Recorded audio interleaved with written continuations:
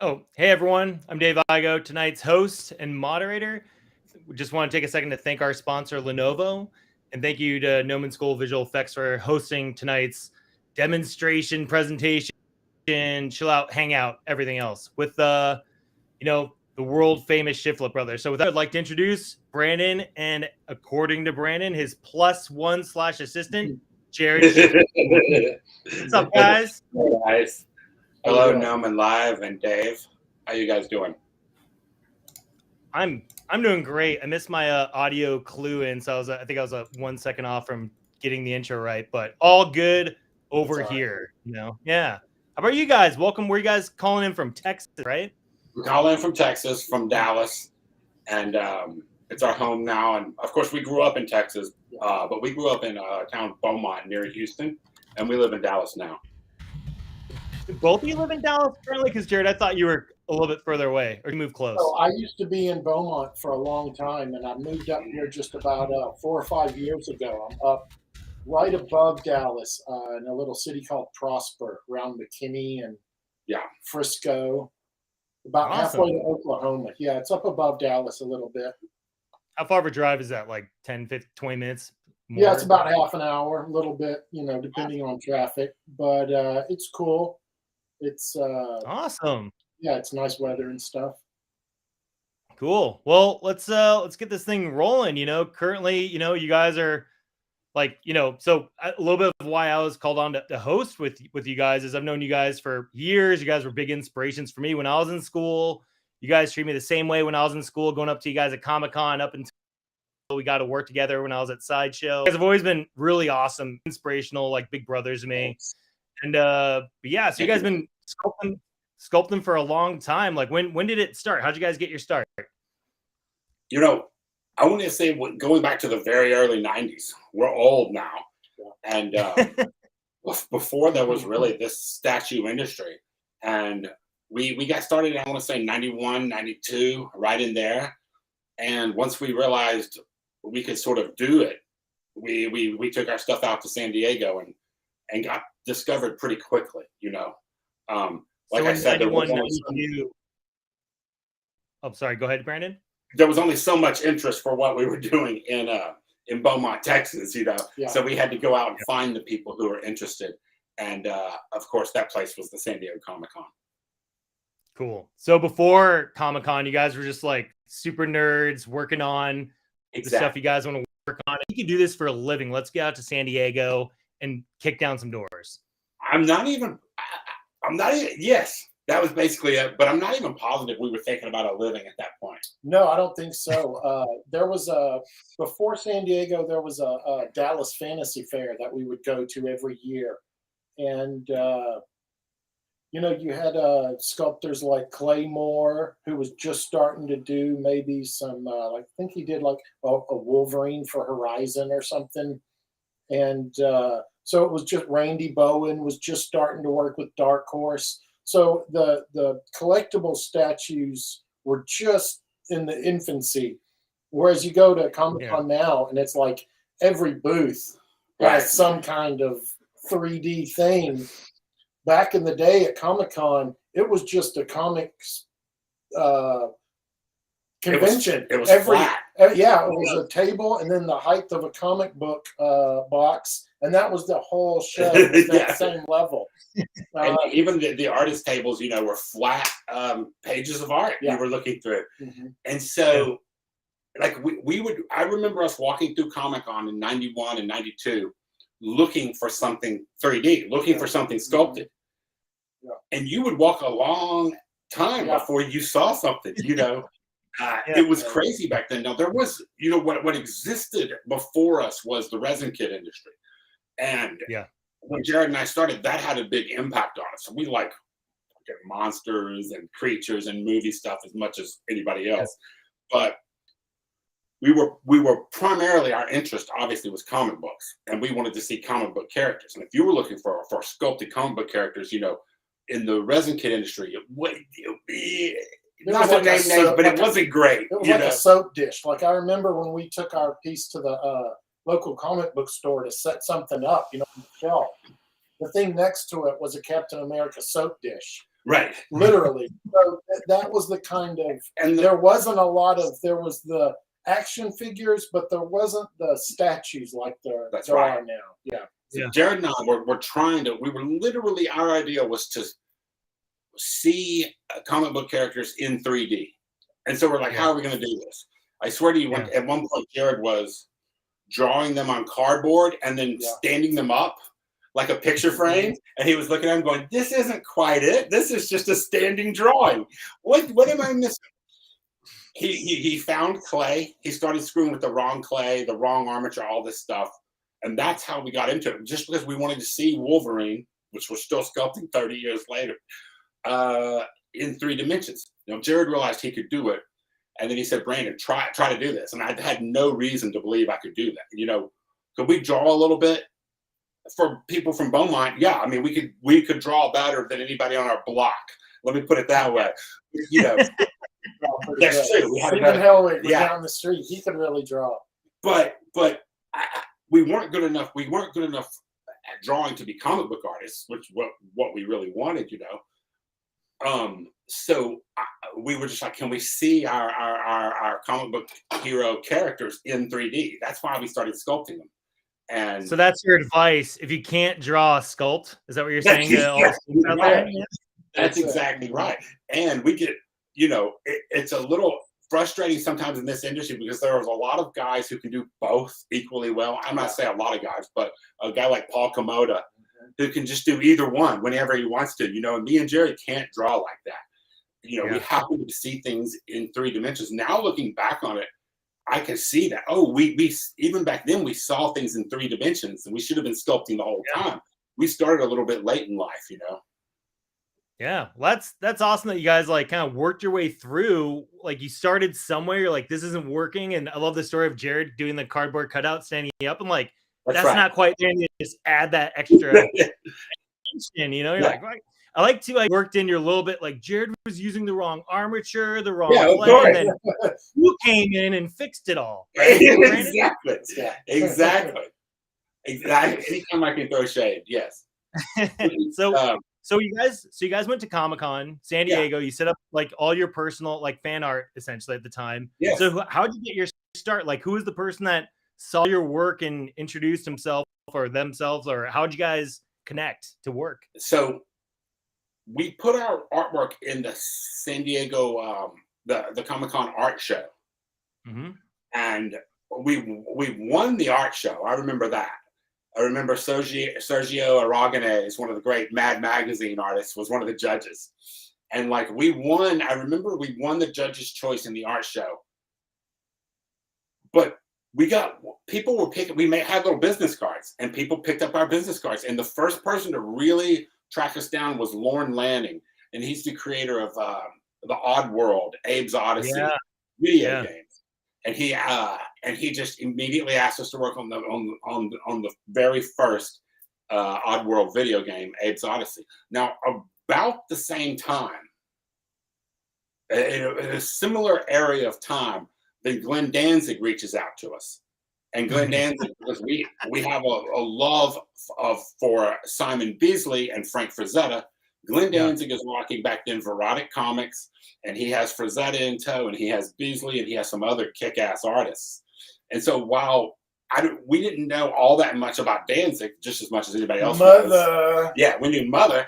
But what we did know about was fucking Beasley and Frank Frazetta, you know, and we're like, yeah, you know. And so this is all a very similar time when we're getting calls in Beaumont. We're going, there's no way Glenn Danzig just left a voicemail. But when we first came back from Comic-Con, like nothing happened for months. That's true, yeah. You know, eventually, and it was like 6 months later, somebody called. So, yeah, it was the idea somebody picked up our card. Yeah. And then called much later. So it wasn't. Oh, sorry, go ahead, Jarrod. No, that's it. It just wasn't, you know, it wasn't like you go to the convention and it all happens right away. You know, you come home and sweat and toil and keep at it, and then eventually somebody calls. We try to tell kids that if you go to a big con and you have business cards and people are seeing your stuff, it might not be the next, you know, on Monday your phone isn't ringing off the wall. Maybe give it a little time. If people saw your work, art directors, etc., Give it a little time. Something may happen. Something I did at one of my earliest conventions, I believe I gave you guys a copy too, is instead of business cards, I made little printed out like stapled like portfolios so I could hand those out. Because it's always worried a card you can't squeeze all your art onto or whatever. I wanted them to take away something and be like, oh, this guy's art doesn't totally suck or whatever. It has your info on it. So business cards are something for someone to take away. It's totally different now, you know, and obviously, I mean, we're so old that when we started in the early 90s, of course, there's no internet. There's just no internet. So you had to give somebody something physical, you know, that they would find. That people would make. Yeah. Exactly. Well, that's awesome. So when did because I first heard about you guys and saw your guys' work. It was old Scratch. I came on online somewhere when I was in college, and then that's when I became familiar with the work with Bowen. So what was next after Danzig and the video game venture? You know, like I said, we were so locked into comic book characters, and we were doing all our favorite characters, which weren't only mainstream characters, but some independent characters too. We were reading all kinds of stuff back then. I think Alpha Flight, like we just talked about. We were reading some Canadian Alpha Flight. Here we go. We sent a videotape, a fucking VHS tape of our work where we would sculpt X-Men and Thor and all this stuff to Toy Biz, which was Marvel's action figure division then. Yeah. Jesse and a guy who we're still good friends with today, Jesse Falcon, got it. And he was just flipped out by it, I guess. And he showed it to everybody he knew, you know, luckily for us. But Jesse Falcon did something very important, and he sent us this book, Creature Core, by and his friends, Takeo. So then we felt like maybe we were these sheltered comic book guys, and we were just Wolverine. And we saw Creature Core, and we were like, holy shit, man. Yeah. You know, in a way, like, this could be fine art, what we're doing, sort of these little statues. I'm not saying we're fine art, but those bastards were, you know, Nirasawa and Takeo and those guys. It's still influential. Like if I pick it up and flip through it now, it's real inspiring. And you know? And it just feels like it was made yesterday. You know, it was actually made in the late 80s, I guess. Yeah. And so that book, Creature Core, and we went on to do stuff with Jesse and Toy Biz and Marvel and all that stuff. But that book kind of set us on a separate path of our own stuff. Like maybe we could do our own stuff, and there could be a pathway for that. As much of the comic book nerds we are, we were never like, oh, I'm cashing a check with comic book work. That was our fucking passion and our love. So in that sense, we were doing what we wanted, but we also started on this other path. Let's sculpt our own stuff, a la our Japanese heroes, and we could be this half-ass American Creature Core maybe in the future. And that's exactly what we turned out to be, Dave. This half-ass American Creature Core. We make shirts. Shiflett Brothers, the half-ass American. Exactly. Yes, I like that. Well, it's right up there with like, was it Bastards, like Sculpt You Bastards, and you know,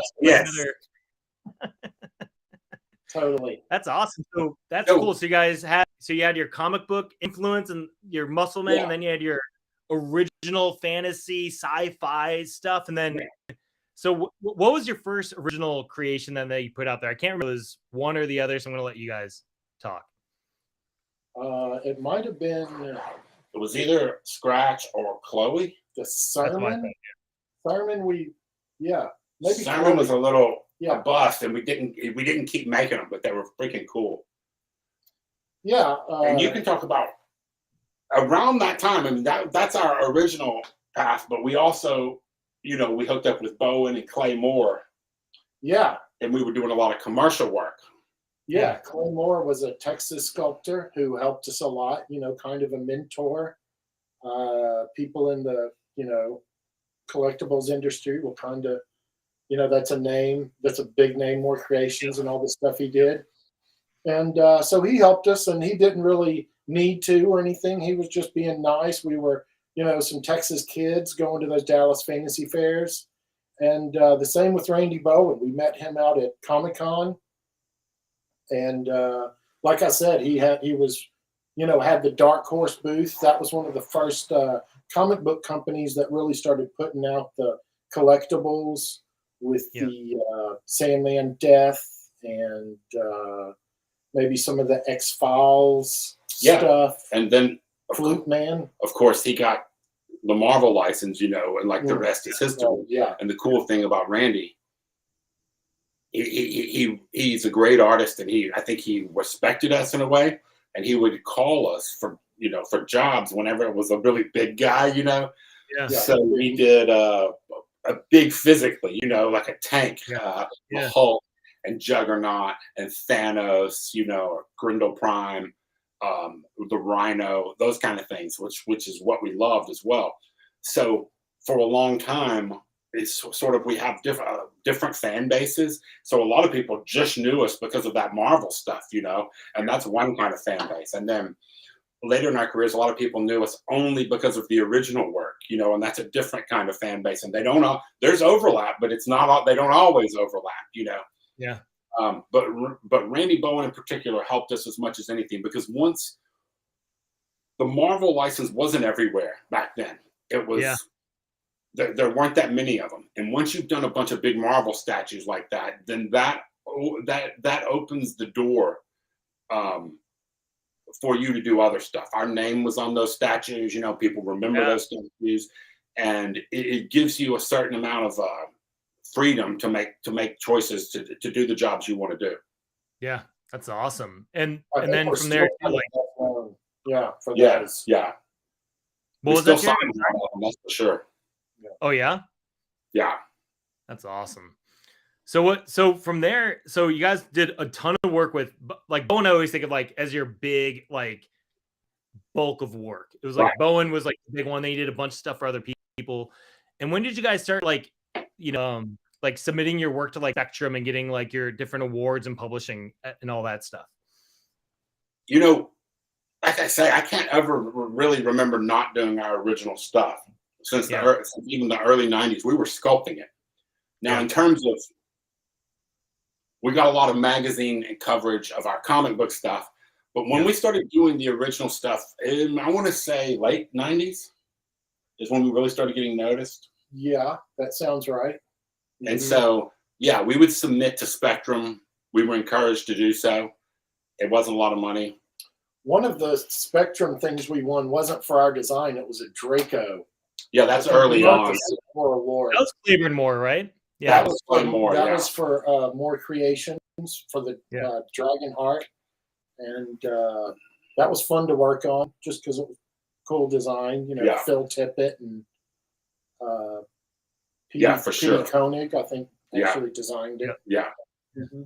And when we were, side note, when we were sculpting that Dragonheart statue, Sean Connery did the voice. And so there's no Sean Connery in the face, but we had Sean Connery reference. We were trying to sneak it into the dragon face, even though they didn't use that in the movie, somehow for the collectible statue. And we thought that was funny. Were you guys like speaking in his voice too and doing quotes from all the working on it? We were, but I'll tell you, man, for traditional sculptors in clay, man, those kind of scales, like the scale work, almost drove us to the insane. You know, it's rough, but you know, we didn't. You know, people have these patterns or wherever they push in. No, motherfucker, we're sculpting every little scale. You know, it was tough. So that goes into, like, you know, something I want to talk about a bit more too in a minute, but I want to talk about like your book. So we went from like, you know, publishing, submitting your work to Spectrum, getting your work out there. And then, you know, you start talking about your process, which you really talk heavily about in your book. But like, why did you guys want to produce a book in the first place? Why were you guys just like, here's a good way for us to like get our kind of like put together some content we want to do, drag in some friends and get it out there and share it with the world? Or that's really basically it. When we were starting out early on, and there was no internet, and you don't know what you're doing, we called a couple people who we saw in magazines, like Resin Kit magazines. Hey, how do we do this? What clay do we use? One or two of these people said, I'm not going to tell you. It's all a secret. And me and Jarrod, at this point, we just thought, you know, we looked at, we thought that was shitty, and we just thought, we're never going to be like that. We're going to share how we do it. We're going to be 100% transparent the entire time. If we have some facility for it, if we're good at it, if there's some kid who's as good as us, awesome. That we want to see that. We're not trying to keep kids from being as good as us. We want to see the next really cool kid who can sculpt, you know. And so we wanted to be 100% transparent. And that's a lot of what the book is. You know, it's just like, here's how we do it. Yeah. There are some things we can't, that are harder to teach than others. You know, posing is a hard thing that I think some people see and some people have more difficulty seeing. But we can tell you how we lay the bricks, the wire we use, the tools we use, and how we think about it as we're doing it. And so when 3D Total offered us this chance, we had to jump on it. And well, they had contacted us about working on Beginner's Guide to Sculpting Characters in Clay, which for whatever reason, we couldn't do it. I don't really remember. But we said, we'll write the introduction to you and give you some pictures. And so that's a great book. It's got Glauco Longy. So then we felt like, okay, I feel like I'm seeing that book a lot, you know, out there. So then we contacted them and said, hey, you know, maybe we could do a book and this time around and bring in some of our friends. And we got real lucky that, you know, everybody said yes. Simon Lee, Spider Zero, that's one of the hottest sculptors out there right now. And luckily, he's above average for sure. He's above average. He's above average. So luckily, him and Forrest Rogers, Eris Colacantes, they all did little demos for the book. And so, you know, that's the best part of it to me, is the guest sculptors. Right. Yeah. Me and Jarrod do like 3 demos in the book, and then they each do like a mini demo. And the people, it was insane because we were like, well, who would we ask, me and Jarrod? And we made a list. And every person we asked first said yes, you know what I mean? And then we made this, like, who would we want to write the introduction to our book? And we made this fantasy list. Well, first we would ask Sir Richard Taylor of the Weta Workshop. And he's just like, yes. So we got the first person on the list every single time we asked anybody, which was incredible. Yeah, we got lucky. That's super cool. So, like, you know, you named Simon, Eris, and Forrest Rogers. I love that because it's like 3 very different styles, especially Forrest. Yes. Like her work, just like I found her work way too late in life. I think it was probably like 5, 6, 7 years ago. It's more recent than not. And her work just like blows my mind. And seeing her be a part of that book, it's nice. You didn't just get like, who are the other people exactly like us? Like Simon has his own approach, his own look. Eris very much his own style. Forrest has her own style. And I love that because it shows like it all overlaps with traditional sculpting, but it all has like different approaches. And even Forrest, like down on how to make thin, transparent wings, very different. How you guys would go about like chicken wire and stuff. That's right. Yeah, all different kinds of paper she was using and stuff. We were just by chance, we were booth neighbors with her at one of the Spectrum shows. And we just got along, you know, we just, she's great. And we were just gobsmacked by her stuff. Yeah. Like you said, it's not what we do, but it's a lot of it's a similar scale. And it's amazing. She kind of screwed me up for like a year where I was trying to sculpt like her a little more. Hey, I'm going to make things more flowing and more ethereal. I'm going to be beautiful like Forrest. And I lost my way for like a year trying to sort of snake off her work and just bite off of it. And that didn't go well. I had to get back to my normal. That's cool that you guys, you know, going back to something else I want to talk about a little bit more too, is that's awesome that you have like current inspirations to your work as well. It's not just like, obviously Frazetta is a huge part of that. I want to talk more about your other inspirations and people that help shape you. But like even now to hear that you're still like looking for ways to push your own work, that's awesome, you know? For sure. It happens. So So who were some of your, like, you know, we talked about comic books and stuff too, but who were some like your earliest, like if you guys could put like, what ingredients did you put in a blender to make the Shiflett Brothers work come to life, you know? You know, Frazetta, you can't say it enough. I think for me, like what I always called the Molly Hatchet cover, but I grew up and learned it's called Dark Kingdom. And that's the barbarian with the axe. It's coming forward, you know? And I swear, that's like half the things we do. It's just a ripoff of that. You know, a guy coming forward, kind of, I call it like the kicking over the speaker, you know, the guitarist, that kind of action, stepping forward. We try to do that so many times, you know, and in the book, we sculpt Death Dealer. 2. Yep. Death Dealer 2. The Cover the book. That's swinging that thing. of the book. And we sculpted that for Frazetta Girls, which is the daughter and granddaughter of Frazetta. And so that's coming out as a bronze. And so we're freaking stoked for that. Yeah, that was a big honor for us. We didn't know if they were going to make it a garage kit or a cold cast porcelain. But so when somebody makes it in bronze, it feels fancy. And we're excited about it. That's awesome. We're excited it's going to be around until someone melts that bastard down. Yeah. Until dragons come and burn everything down and make it bronze. So when we were growing up, like in the 80s and early 90s, it's that a lot of those fantasy illustrators, Jeffrey Catherine Jones, Frazetta, Bisley. And then you get into Simon Bisley in comics. Bill Sienkiewicz was a big deal to us because we felt like before him, a lot of comics were like line art and sort of everybody had a different take, but it was all still line art. And when we first saw Sienkiewicz, you know, these fully painted by sort of an art school type dude, not painted traditionally, but wacko for the time in 1986 or whatever. You're like, whoa, what am I looking at? We're like, we love this guy.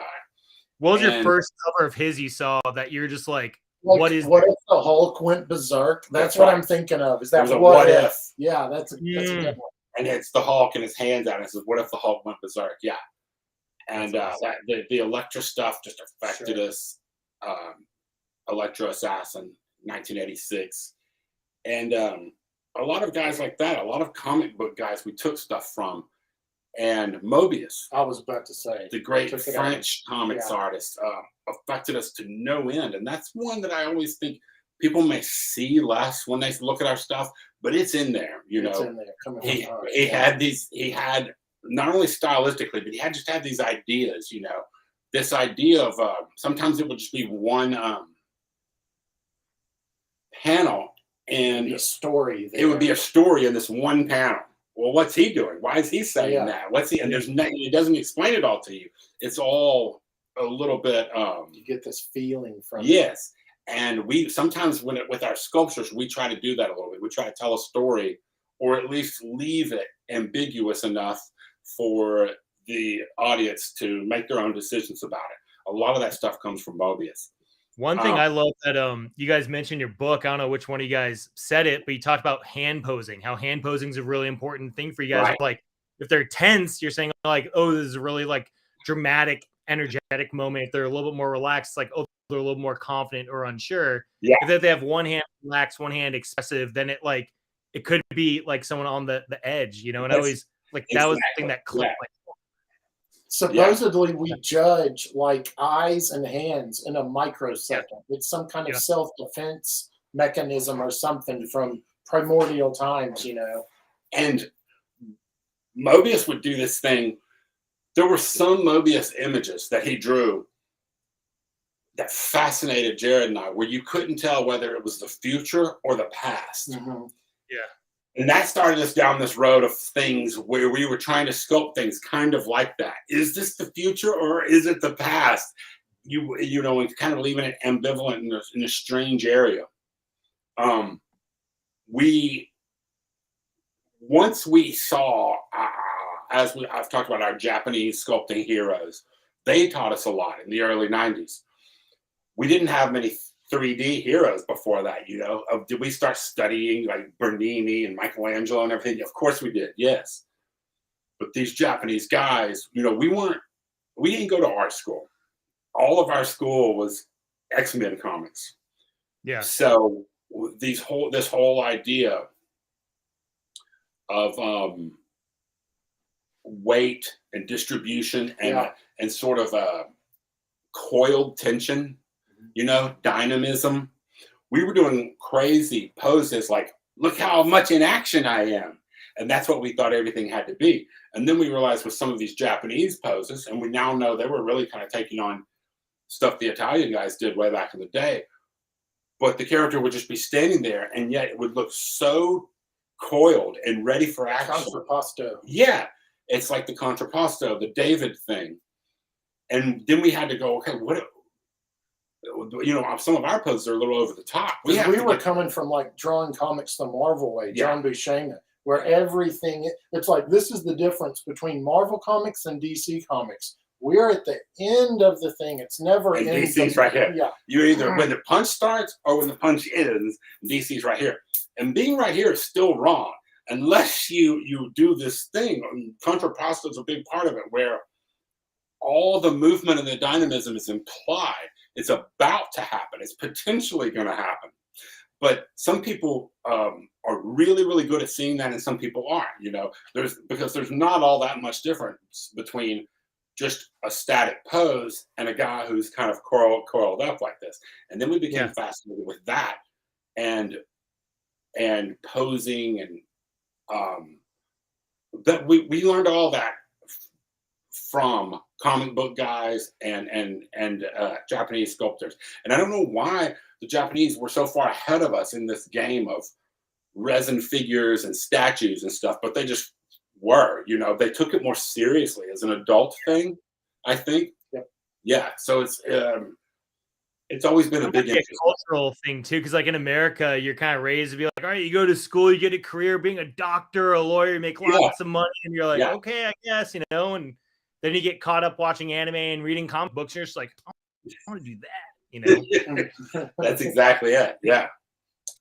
So that's cool. So you guys have like a wide breadth of influences, going from like classic comic books to, you know, like you said, the late 80s kind of like Japanese garage kit kind of era. And even I remember seeing Jarrod, you posted when a good friend of all of ours, an amazing artist, Gabriel Marquez, passed last year. Like you mentioned, kind of like you would always drive to this one comic store because he was one like another Texas artist who's doing like super work. Like that's the only way to go see like that kind of work. And it's cool like hearing even about like the Gabes and the, you know, Paul Komodas and some more of the more modern, you know, kind of coming from America, kind of like same guys like you that came out of that world of being inspired by Japanese garage kits and stuff too.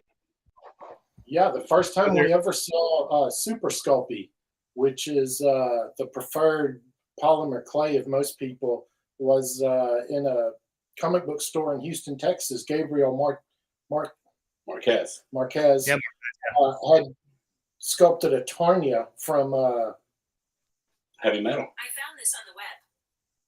Thank you. And so we were fascinated with it because we were working in the white Sculpey. So it was cool to go and see and just look at it through this glass case. You know, how is this being made? Because it was clear to us that it was a new material. White Sculpey was sticky and gross, and you could only get it so smooth. And this Super Sculpey, he got this piece so smooth, and we were like, "What is he? What is it?" And so Jarrod actually found his number, called so him, we called him. Yeah, we called him up, and at first they wouldn't give him the phone, and I finally said, "I'm a sculptor," and they're like, "Oh, okay, here you go." Yeah, that was the magic word. And he called us into Super Sculpt. So I want to use this as kind of like a side. Oh, sorry. Go ahead, Brandon. That's what we're still using to this day for a lot of our stuff. Super Sculpting. So hold that thought because we're going to get at with your process in a second. But I just want to let everyone who's watching know, you know, I forgot this early on, but please ask questions in the chat. We're going to be docking them for later at the end of this around like 9 p.m. Pacific time. We're going to be having 30 minutes for Q&A. So definitely like drop questions in the chat as Brandon and Jarrod are talking about stuff or things you adamantly disagree with them on too. That's always fun and interesting. You have like who you like more. You know, we're definitely gonna be taking a poll at the end if you're team Brandon or team Jarrod.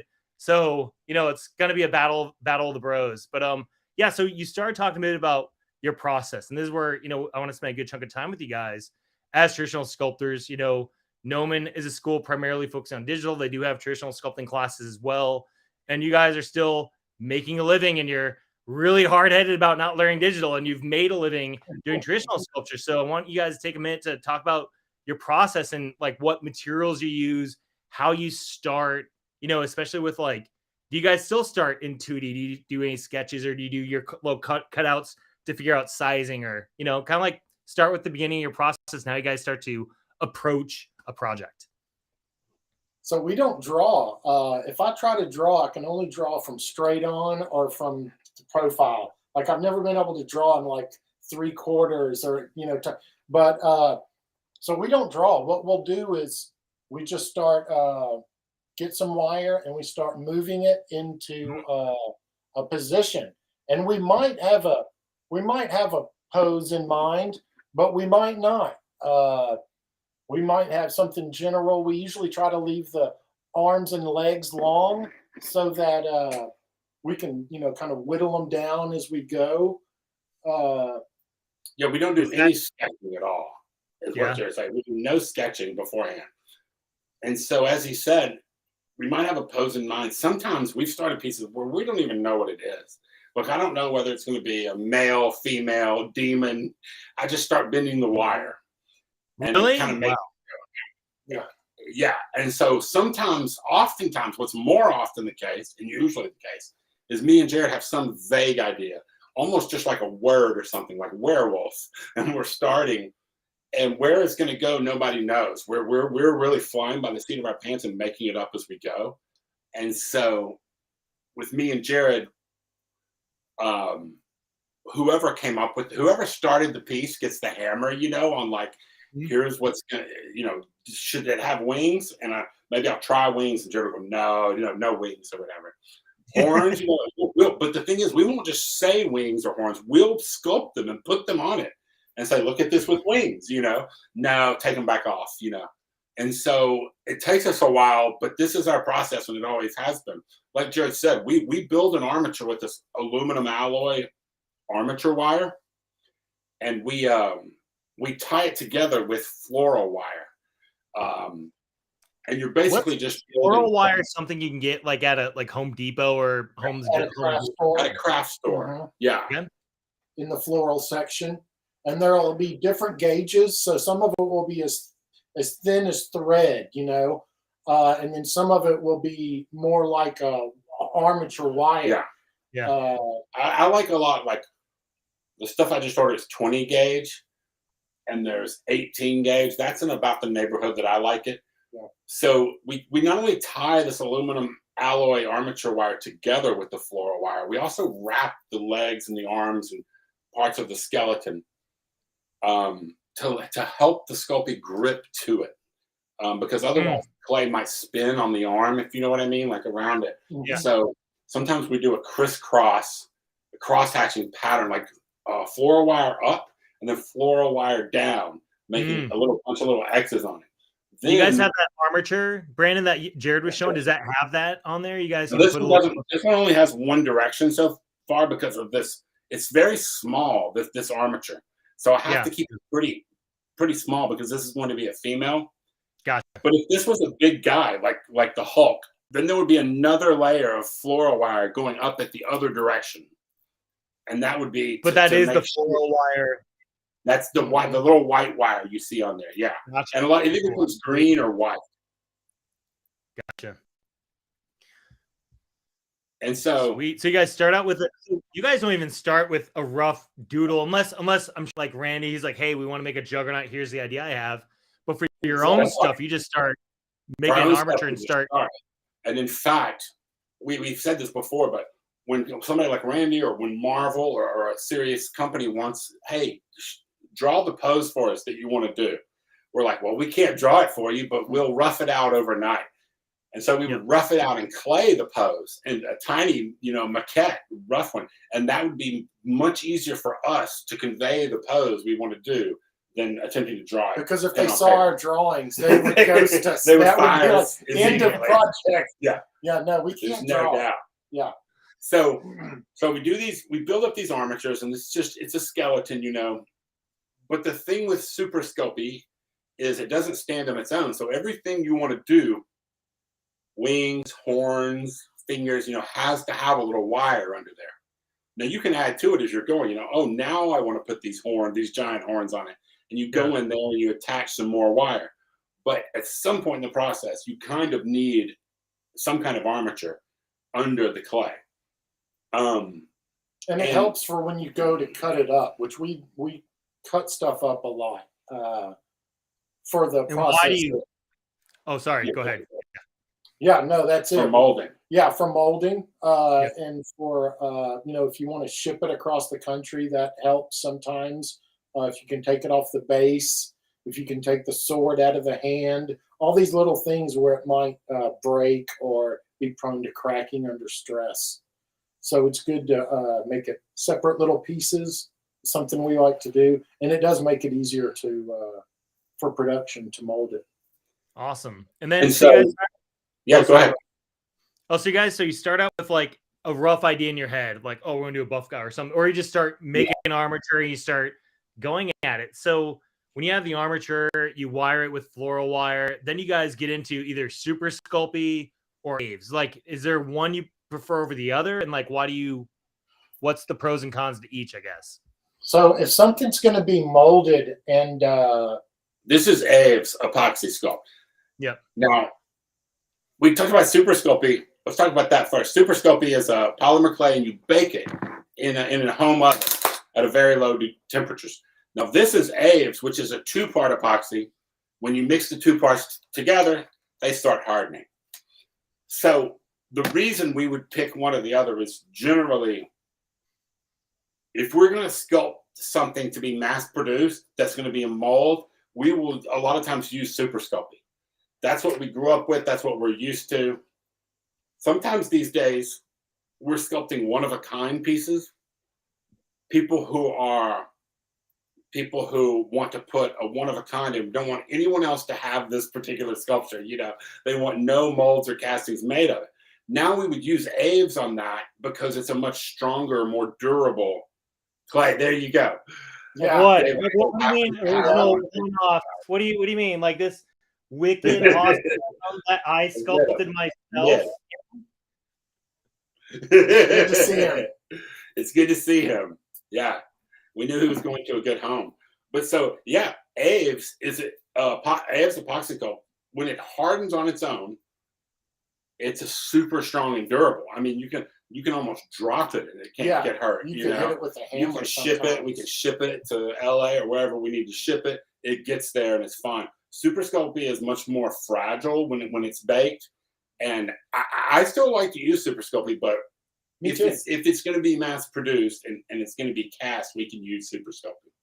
Awesome. And the processes are a little bit different in that the armature is exactly the same, basically. Super Sculpey, as I said, you bake it in a home oven at a very low temperature, 210, 220 for a long time. Like me and Jarrod like to say, low and slow. Like barbecue. We wouldn't bake it at the same temperature. This temperature it says on the box. A lot of people use it for jewelry and stuff, and that's fine. But our stuff, we bake it lower and slower. And it's good to use ventilation. You don't want to just let this smoke build up. It's not that it's toxic. It used to be a little bit more, but it's when it burns, you actually burn some of it. And so you just want to open some fans. You want to open some windows and turn on some fans. And that's just a rule of thumb, Yeah. Yeah. So the low and slow brand, is that because of the mass of Super Sculptors has to just like bake through the whole surface versus like smaller bits and pieces, or? Yes. Exactly. So it's real easy for the outside of it to feel like dense and like, oh, I've cooked the whole thing through. But really, there can still be moisture and stuff on the insides. The crystals are still settling or doing whatever. So when we bake something, and especially the larger the piece it is, you want to turn it off and don't turn the oven off. Turn the oven off and just leave it in there overnight if you can stand to do that. Sometimes people want to get back to work, but it's best to don't even touch it or jostle it or anything, because we all kind of want to do that, poke at it. But it's still cooling. So it's still hardening. Mm-hmm. So the more you poke it or mess with it, the worse it's going to be. The worse your cracking situation is going to be. In theory, you want it to cool down and be as strong as possible, and have as few cracks and problems as you possibly can. But cool. Yeah, well, the thickness. Jarrod and I talk about this. If we're doing a big piece, we will put aluminum foil and stuff the middle with foil. This also allows the piece to be lighter on the inside. You really only want Super Sculpting to get like about half an inch or half an inch thick or 3/4 of an inch. Yeah.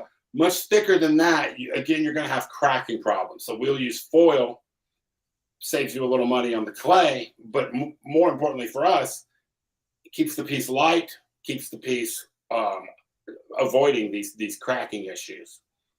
That's and then, awesome. like Jed So said, we sometimes create these pieces in separate pieces, you know, where at least the arm can come off or the sword can come off.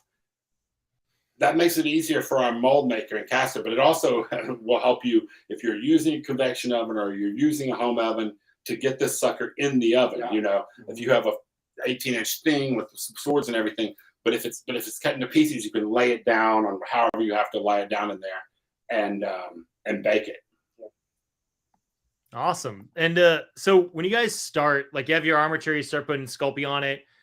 It looked like you had your armature pose like before you had any Super Sculpting on it. Are you guys still like adjusting and tweaking things as you guys are sculpting, finding like as you're building the mass with Super Sculpt, you're like, oh, that isn't quite right. And you bake something like, dude, this isn't doing it. Like, how do you guys like know? Do you guys just, if it doesn't work, you keep pushing it? Or is there a point where you say, I have to stop, I have to move on? Or do you guys just go until you get it right? Yeah, and not to shout out our Patreon, but that's one of the things we do in our Patreon is people see how much we cut the heads off. We cut the arms off. We might cut the whole body in half and add half an inch to the sternum. It's like this one long fix, you know. It doesn't, you don't start it and it's like perfect. It's ugly, and you know it's right. The faces don't look right, and the arms are too short, or the arms are too long, or you're always, you know, it's a whole game of trying to pick it apart and being hard on it. It's almost like that first night you sketch it out and it's like, okay, here it is. And from then on, you're trying to fix it. You're trying to fix what you did that first night. You're trying to correct it. And, you know, just recently on this Frazetta piece Jarrod was doing, you know, I just said, man, the legs are too short. And he said, they are too short. Yeah. And then like he said on our Patreon, he shows people, here I am fucking cutting the legs off, you know, adding some length in the legs, and then putting it back together. You can't be too scared to do that. That's what makes it good, is you seeing what's wrong with it, seeing the imperfections, and deciding you have to fix it. That's what makes you good at it, in my opinion. If you're just like, nah, I'm going to leave it, you know, well, that's a problem right there. A lot of times your mind is telling you what it is. And it's just whether you ignore it or you're like, okay, I will cut the whole head off for the 4th time. And, you know, if we do that, it's just part of it. Me and Jarrod used to say, when we were starting out, we used to say the third time we thought it, we had to take action. Like, you might look at it and you're like, the legs are too short. I'm going to keep working. The legs are too short. I'm going to keep working. And the third time your brain says the legs are too short, you're like, fuck, I've got to do something now. Yeah. And so, when you guys do something like that and you're maybe just putting it off, do you jump around on the project to work on something else so you can come back to it with fresh eyes and go, instead of keep working on it knowing you're going to make the problem worse? Yes. Absolutely. There's a lot of little tricks like that. A lot of it is you have to be philosophical sometimes, you know, because it's a roller coaster. Sometimes you can think, this looks great. And then you wake up the next day and you're like, this is crap. You know, what was I doing? Or and the reverse sometimes. And but I hated this last night, and now it looks awesome. But Jarrod and I have always thought that's an advantage because there are 2 of us. You know, like 2 heads are better than one thing. It's like sometimes we used to wonder, how does one person sculpting in his room ever put something out without a partner looking at it, looking it over, and saying, you know, this arm isn't right or something. Yeah. So it feels like an advantage to us to have 2 people.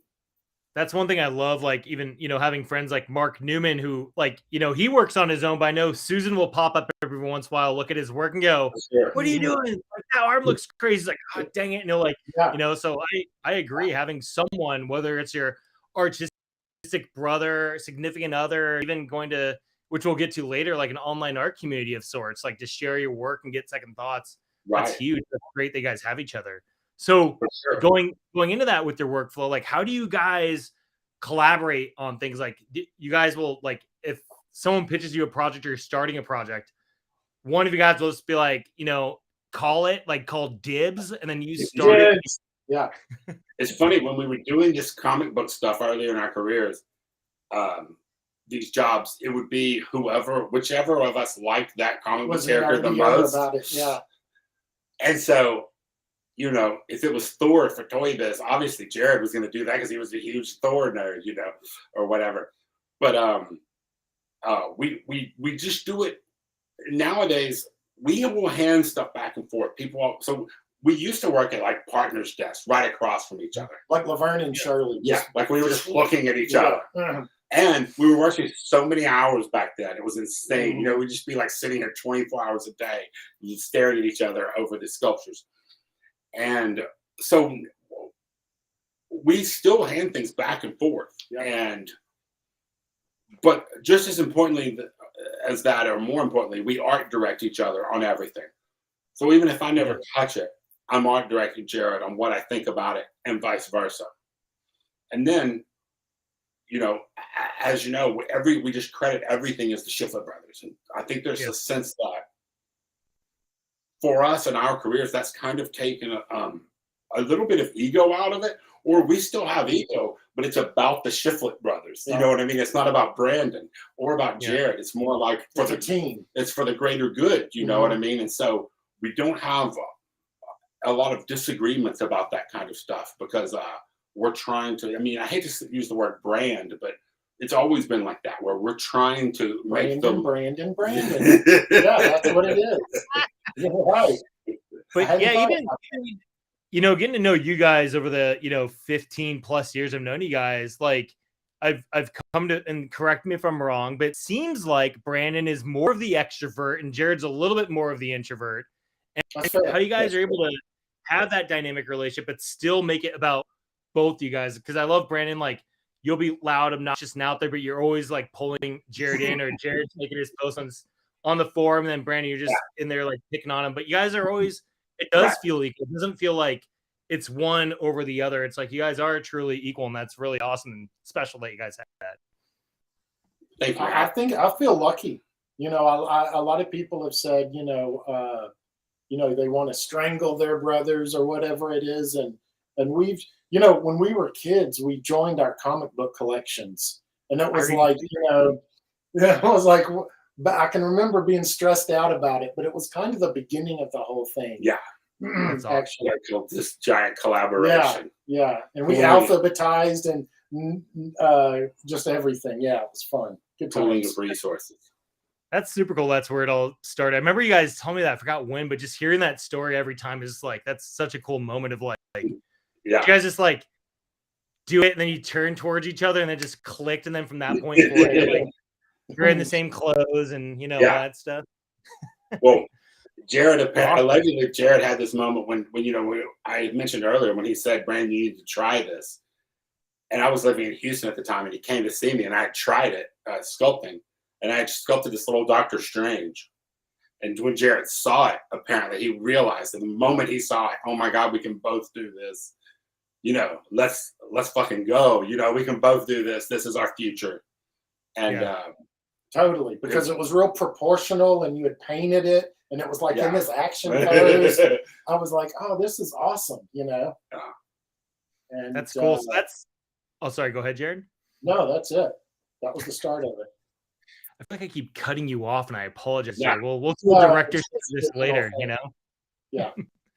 So that's great that you guys talk about, like, that's where it started. And, you know, when we talked last week about, like, how to get ready for this conversation, you know, going back to what you guys joked about a little bit, but your brand and how you guys stay relevant. And there was a big shift in the industry, you know, of traditional digital. And I want you guys to talk a little bit about, like, when that moment happened. It's kind of like almost like when Phil Tippett saw, like, you know, Jurassic Park was coming out and the shift of digital in that industry. Right. When it happened to your collectibles industry, like, how did you guys prepare for that or react to it? Or how do you guys stay relevant and keep your name up there?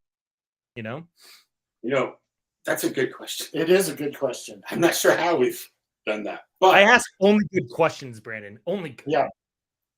Listen, we've talked about this a lot of times, you and I go, and Jarrod and I as well, but we like digital. So we like to look at our friends who do digital sculpting who are badass. It's amazing. We like to look at the work. Yeah. It's not what we do.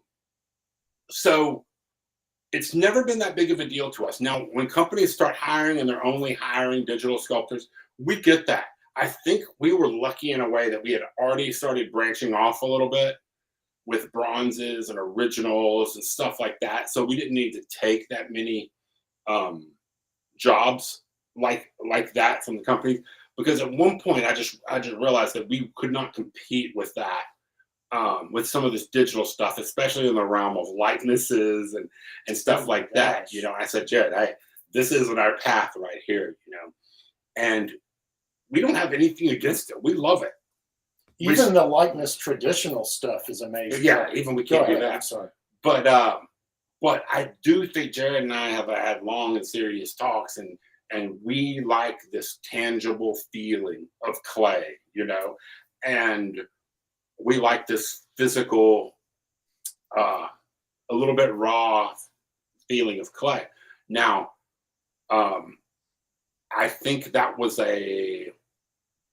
I think it probably hurt us career-wise for a little while. And now I think it's coming back to a thing where people, and when I say people, I mean some audiences, some collectors are looking for that, are looking for traditional stuff. It's going to come back around, you know. I really think that. And the digital stuff is freaking amazing. I mean, it's amazing, especially when they can scan Scarlett Johansson's face in, and then it just looks, the toys, I mean, they couldn't look better. Mm-hmm.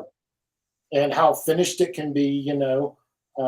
That's the one thing we really knew, you know, that we couldn't compete with, because if anybody's followed our career a little bit, you know, our aesthetic is sort of a rougher, rawer, more organic look.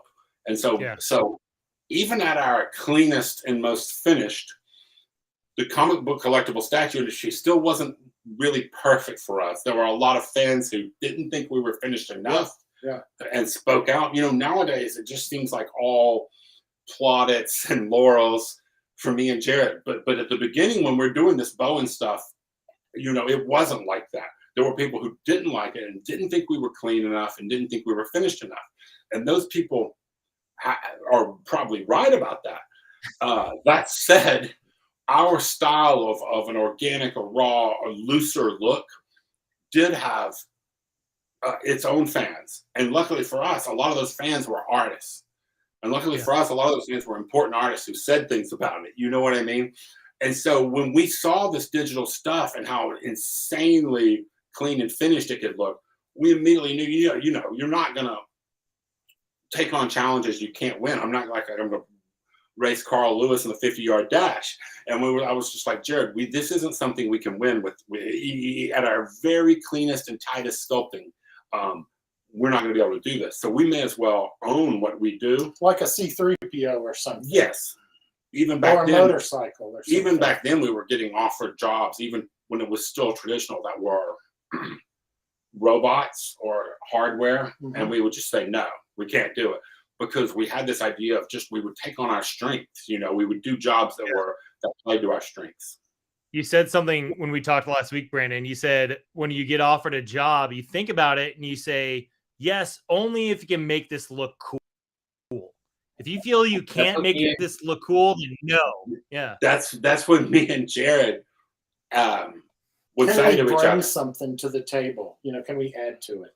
There are some things we couldn't make look cool. And I don't mean you've got a terrible comic book character, but maybe that is what I mean. But whatever it is, even a character from a movie, or something. Can we make Scooby-Doo look cool? Okay, we're not needed here. You know what I mean? And we would turn down that job. And it's not that we could just turn down any job we wanted, but we were uber protective of, here's that word again, the brand.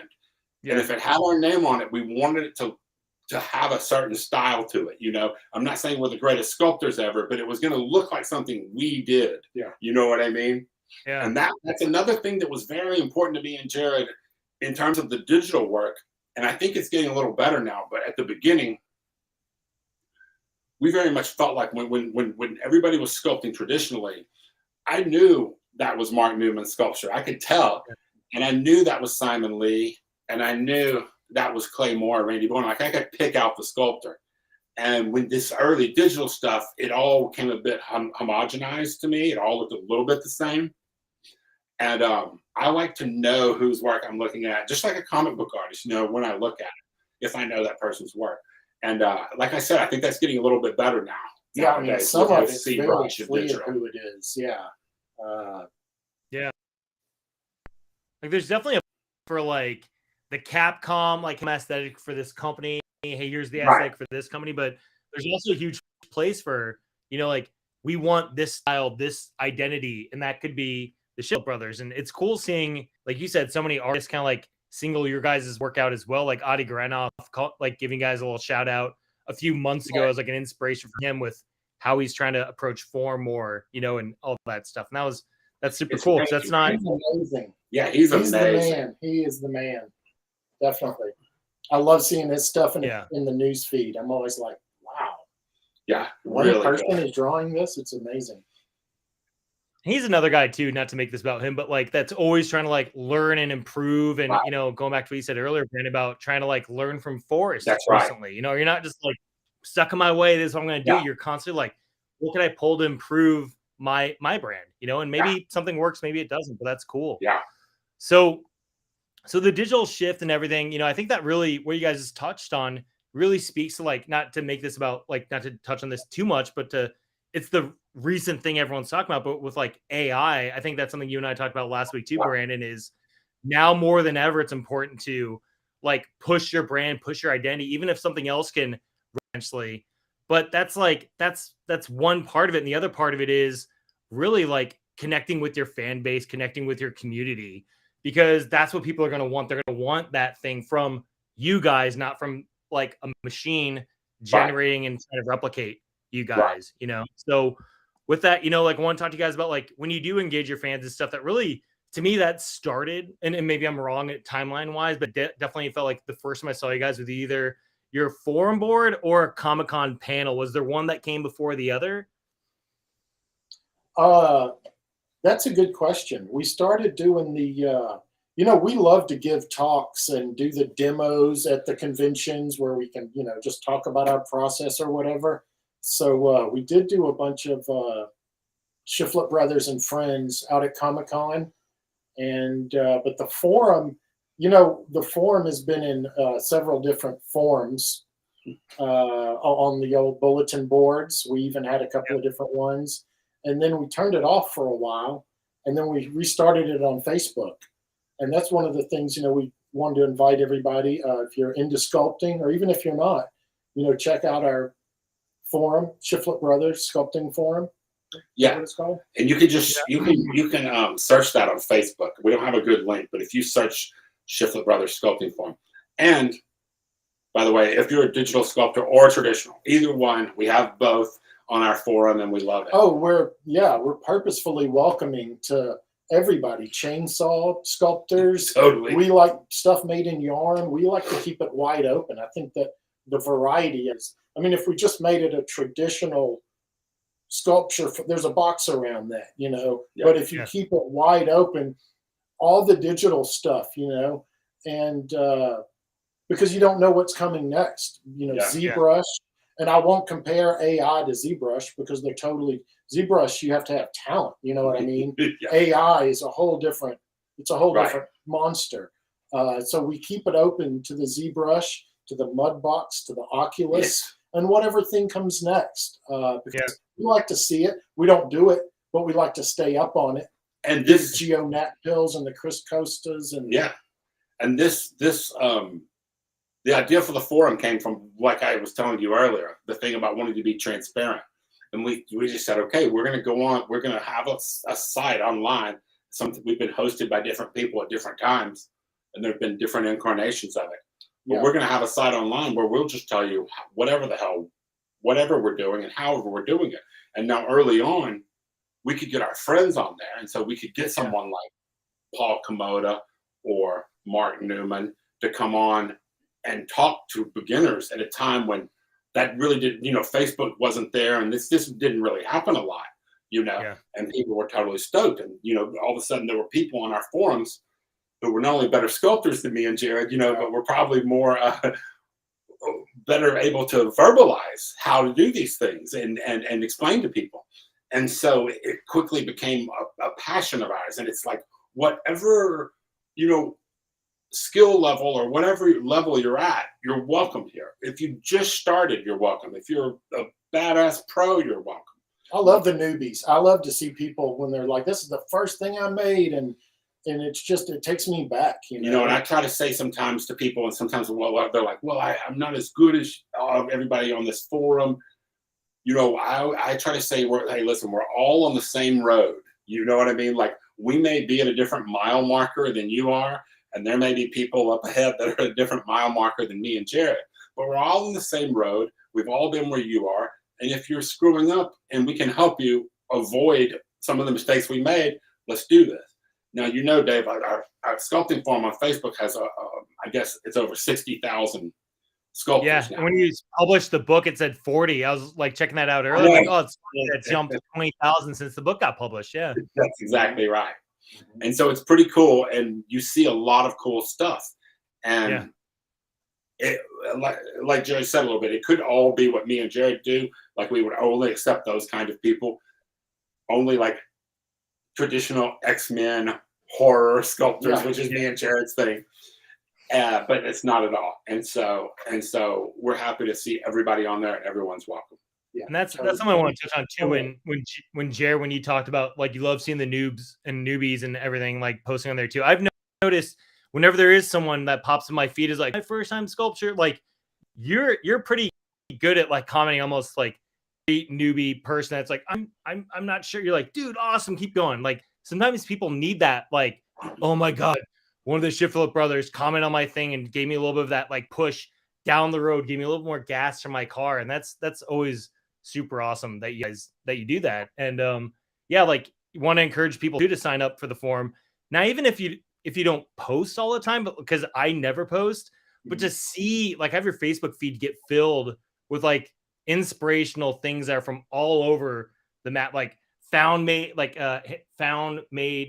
metal objects or chainsaw sculpture. You see, like, the wackiest stuff. And you see a lot of cool, like, awesome stuff inspired by you guys and other famous artists as well. But it's really cool because you get a really big, diverse thing, like, range of art, especially like big, like, hey, here's my life-size monument I worked on, or here's this tiny little jewelry piece I did, Exactly. Yeah, there's some guys who work on floats, and so their things are like the big as a house. Oh shit, there goes a speaker. And so, you have to want your timeline flooded with art. And that's not for everybody. Sometimes people may have to mute it for a month or whatever. But I find that more art. Exactly. It's better than what's usually on Facebook and all that bullshit. So, hey. And it's inspiring to us too. I mean, we see wicked stuff in there, and it's like, wow. And I'll just call Jarrod now. We have 60,000 members, but at the same time, I'll be like, hey, did you see that fucking Frankenstein? Yeah. And he'll have seen, it's like, because we both have a very similar aesthetic, so we know what we think is good, And I'll be like, did you see that one guy from Norway who did the little Frankenstein out of beeswax or whatever? And so we have a very similar way of thinking about things. So we almost always know what the latest, coolest thing on the forum is. That's awesome. And just like, it's great to hear that you guys said that you started it because you love to share your information, share your trick techniques and everything. Because I feel like, it really resonated with me when you guys touched on that. Because one of my first jobs out here in LA, I was working at a studio, and this is right at the rise of, like, digital sculpting. And people were so competitive. It was such early on stages of ZBrush. The ZBrush community was great. A lot of people were sharing, but there are a couple people in the studio that came from this traditional sculpting background where they made the jump to digital, and then they were protective of their jobs. And some of those guys, a couple were great, shared everything. A couple of people really held things close to the chest. I just felt like that always seemed weird to me because it felt like that just holds back everyone from having progress. And if you should be confident enough in your own work that you share it with other people. Yeah, sure. Some people might be better than you or whatever, but people remember that you're that guy that helps people, and you want to see like all ships rise. And that's something I've always really valued about your guys' approach. And that's not just online on the forums, but at Comic-Con, when people would come up to your booth and they'd be harassing about sculpting tricks and techniques, you guys would be sitting there talking with them, or at the bars after hours when we were having drinks the Hyatt, you know, you're still talking like nerdy art things. And, you know, that's super cool. So we love to talk shop, and that's where the, you know, shout out to Norm Pyatt, the kit man. He was the first person to ask us to moderate a forum. And yeah, he kind of recruited us. Yeah, we just like to talk about our process and, you know, see what other people are doing, see how they work. And everybody does it differently. Even Brandon and I will do an armature differently, maybe. And so it's fun. You know, we try to keep the forum as friendly and lighthearted as possible. I've only seen a couple fights break out on there, but Jarrod, you're usually in there right away to like squash them. Yes, it's the internet. It is the internet, and so and we try to let everybody in. And so when you do that, you know, like once a year or something, it's, if you let 60,000 people in. But dude, he's like the ban hammer. He will drop from the top ropes and just ban your ass for nothing. We try to keep it reasonably. You have. I'll let you back in now. You're back in now. I got a second chance. But you know, it's I like the idea of you doing that too. If you guys were sitting right next to each other in the same room, and you're sitting and you're just like across, almost like The Office style with Dwight and what's his name, just like you just ban him and Brandon just like gets up, you know? Yeah. Well, we want it to be a safe space in the sense that you're not gonna like make fun of anybody. There's not gonna be any trolling of people who are making art, and so we come down pretty strongly on that. And you know, we want it to be an encouraging place, and that's what it is. I hope. Yeah. I think there's a huge difference between having a debate about something and having good faith discussions, which is great. Like especially when it comes up to like digital versus traditional, like. Which has died down a lot, but man, when the shift in the industry happened, that was the internet. That was like what AI is now, and everything was built like the art form was like digital versus traditional. Not the same, but it just felt similar in terms of like the discussion. Right. And you know, you'd have people who would have really good faith discussions and debate about things, and you'd have people just come in and like shit all over someone's point of view or idea, troll someone. You're like, how's that helping anything? You know, exactly. So. That's the thing is to recognize the trolls, the people who are just purposefully being dicks. We all recognize it, you know. And so I'll leave that job to Jarrod. We try to keep it, you know. I've heard it called the friendly group, the friendly forum. And so, you know, it's a lot of time moderating it, and but it's you know, hopefully people like it. And we've got a ton of videos on YouTube. We've got a lot of videos in the forum, and then we're doing all our current stuff in the Patreon. You know, just the nuts and bolts of it, warts and all. If you like the book, the Patreon is a lot like the book. It's just not edited as well, you know. It's we post a lot of stuff on the forum and online, on Twitter, Instagram, on the Facebook forum. The Patreon has exclusive stuff. Yeah. Let's face it. There's a paywall. The paywall can be very small, like $1, but at the same time, you're seeing stuff that no one else is seeing. You're seeing process stuff no one else is seeing. You're hearing opinions of mine and Jarrod's that no one else is seeing. So there's some cool stuff. We get together for videos sometimes, and we also do tutorial videos on Patreon. So you're getting some cool stuff, and you're helping us because we no longer so much work for the man, you know, as we do, as we're working for ourselves these days. So it all helps. Yeah. We're showing everything we're making in there. A lot of the stuff in the forum is just old pictures, you know. But that's cool. So Patreon is kind of like your ongoing book, right? So the book part is like, here's this one chunk of stuff we want to show off. And can we drop that in the thing again? Like, so if people want to buy the book, not the Patreon, sorry, the book, they can email you, Brandon, directly to make the purchase, right? Yeah, got that's right. Copy right here too. Heck yeah, party. You can get the book from our publisher, 3D Total. You can get it from Amazon. But we would like it if you got it from us. If you email us at brandon@shiflettbrothers.com, we'll tell you how. And if you do get it from us, we can personalize it. We can just sign it if you want, or we can make it specifically to you or someone. And we never charge for that, so it's the same price. But we can make it out to you. That's awesome. And you can get the book directly from us if you want. And Brandon. that publisher does a cool thing where they plant a tree for every book sold. And they're just translating it into Japanese. So we're psyched about that. That's awesome. So if you buy from, as you can see. That's awesome. So if they buy from you, that's probably better if it's being shipped within the continental US. If it's more international, maybe buy it from 3D Total because shipping might be better because you guys are just two goons shipping out your mom's basement. Yeah. That's what we've learned is that the continental shipping, it makes more sense. If you're somewhere around the world, it probably makes more sense to order it straight from 3D Total, from what we can tell. Yeah. Sweet. So 3D Total for international. Email Brandon directly for in the continental US. And how much is it, Brandon? Is it? I think it's $49. It's $49, and we do $7 for the shipping, and so I think it's $56. Yeah, $56 total. We can sign it. We can personalize it. Over 200 pages of goodness. Again, like you guys have 3 tutorials in there. You have 3 guest artists that do their step-by-step process tutorials as well. Chock full of great information. There's a couple questions. We'll talk about this in the Q&A too, but you guys talk about your process a bit more in depth than what we were able to cover here. Talk about your tools and different materials you use, how to fix cracks. That was a fun one when you talk about small cracks versus big cracks. It happens. Anyone? It's gonna happen. Yeah.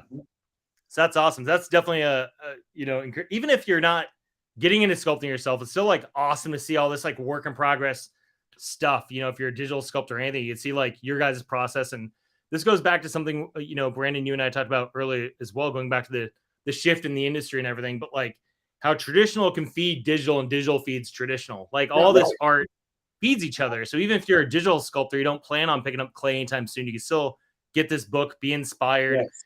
I think so, being a digital sculptor myself, it's like, I mean, I'm not like, I would never call myself a sculpt. I'm not getting paid to sculpt. I'm more overseeing sculptors, but I dabble on my free time stuff. But it's cool because I think some of my biggest breakthroughs as a digital sculptor is watching traditional guys do their thing. And even guys like Steve Lord and Martin Canal, who were traditional and made the jump to digital, and how they approach their stuff. And sometimes like they just mush things around as if it's a traditional sculpture, not like overly plan this thing to be technically set up perfect. They start like pushing and pulling and doing a digital armature and just adding until it looks right. Like very similar to like what you guys do. And that's really cool. So yeah, the book's for anyone, not just people looking to get into traditional sculpture. And then like I said, the Patreon, like an ongoing set of different tutorials, different things. So like, are you guys currently in the middle of working on a project on Patreon, or what do you guys, what's we are on Patreon? Yeah, we're doing an X-Men diorama just to keep it fun. We're showing the stuff we're actually working on, but then just to, there's more and more Patreons every day. As it's a great platform. And so we're just trying to keep it fun and lighthearted. And so we're doing an X-Men diorama with the Wolverine and Colossus and Nightcrawler, and we're keep adding characters. He keeps adding characters. Yeah, and so there's it's a Storm. There's Kitty Pryde. Mohawk too, right? Mohawk Storm. Yeah, love it. And so and we've been working on a Frazetta Death Dealer 3, which is one where he's just standing with his axe. Yeah. We've been working on an Apocalypse X-Men villain for a commission for a mutual friend of ours. And so when we're working on this stuff, we're showing it all on Patreon as we go. And we're having a lot of fun with it. Yeah. Yeah. That's awesome. Did you record, was my Venom part of the Patreon at any point, or was that a top secret? I think it was. Sure was. Yeah. I want some of that money. No, I'm kidding. We owe you some. Give me some of that internet money. Well, that's cool, guys. And then going back to the book, do you guys plan, like, you talked about it coming out in Japanese soon. Are you guys thinking about maybe a second book? Do you see a second edition down the road, or is this kind of like a one and done, too much work for you guys? Are you guys excited and want to continue? It was a lot of work, and but we do hope to do another book. We hope they'll have us back. It seems like it's going well. we've had a good response to it. You know, you never know because we're not really writers or, No. you know, but we did our best. And we've got to give credit to those guys, 3D Total, the editors, the designers. They put it together really well. We you know, a lot of the photos are ours, or we had the photos taken. We had a great photographer come in and help us quite a bit, Matt Mrazek. Yes. And he's on Facebook at Matt Models. Give him a little shout out. But he's a photographer. He fixes up kits, and he's a painter, and he's an all-around talent. And he helped us quite a bit because our photos just they were not good. We're notoriously sucky. We can sculpt the piece. We can't photograph the piece.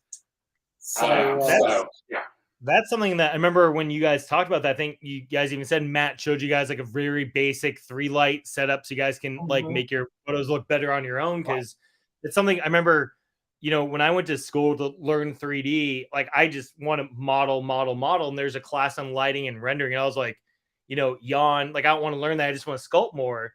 I remember the first day my teacher came in, he's like, lighting's so important. I'm like, whatever. And he's like, because if you can't light your object, you can't see your object. I'm like, shit, you know, just like, it's like I want to show off your work and your best like literal light possible, you know. And even that's something I put off for a while, because now even like straight renders out of ZBrush are great, but like even learning basic rendering techniques within ZBrush itself is just like, that's something I've been diving into recently. It's been like a huge eye-opening for like, you know, an eye-opener for how to make your models just like look that much better and help you guys. Like, even I'm sure when you guys look at your sculpts underneath someone else's photography, you see your own work through like a different lens, and just like makes you, well, I could do that different or that, you know. Totally. A huge difference between our photos and a real photographer, absolutely, who has like a talent at it. So he did great photos of our stuff, but then he also helped us, you know, get that much better to where our photos on the demos and stuff were even acceptable. Yeah, you know, they're less sucky. Yeah, they're less. They suck. Less sucky to kind of acceptable. Yeah.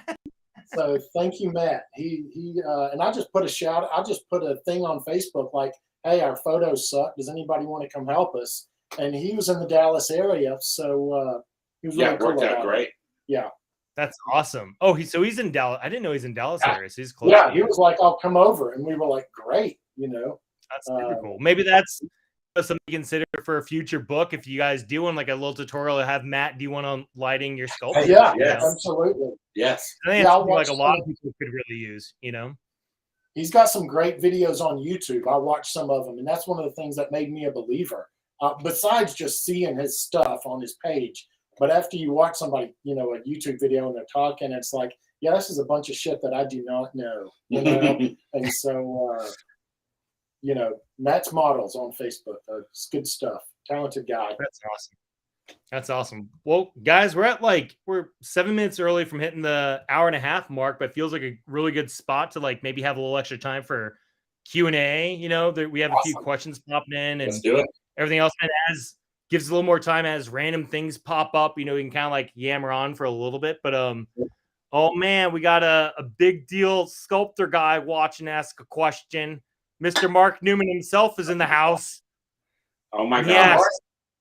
And he asks, why is Jarrod so much better looking than Brandon? Just kidding.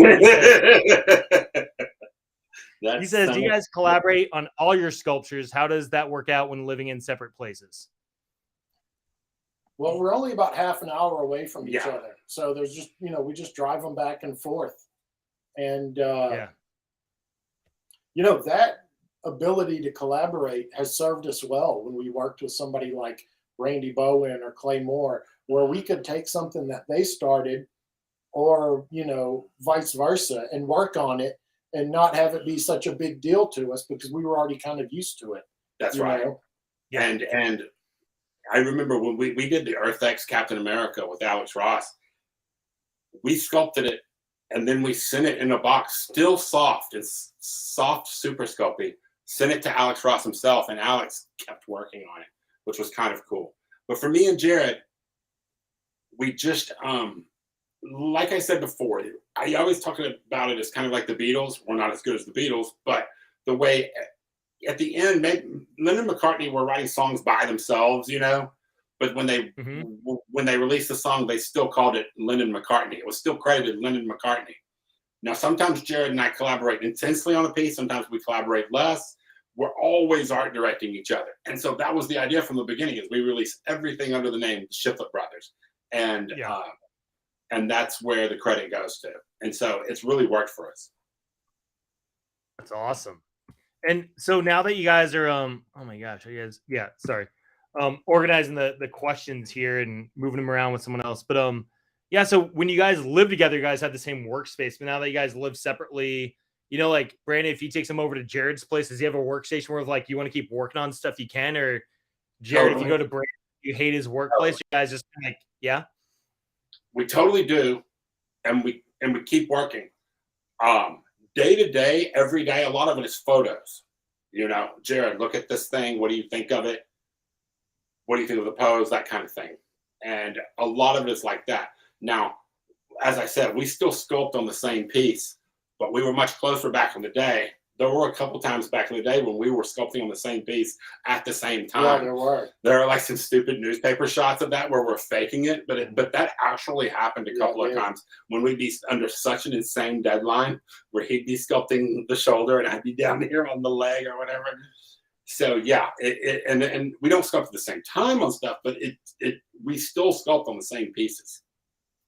Awesome. If you guys ever have a disagreement, Brandon, do you win because of seniority, or Jarrod, do you win because you sculpted first? Well, people would be shocked by how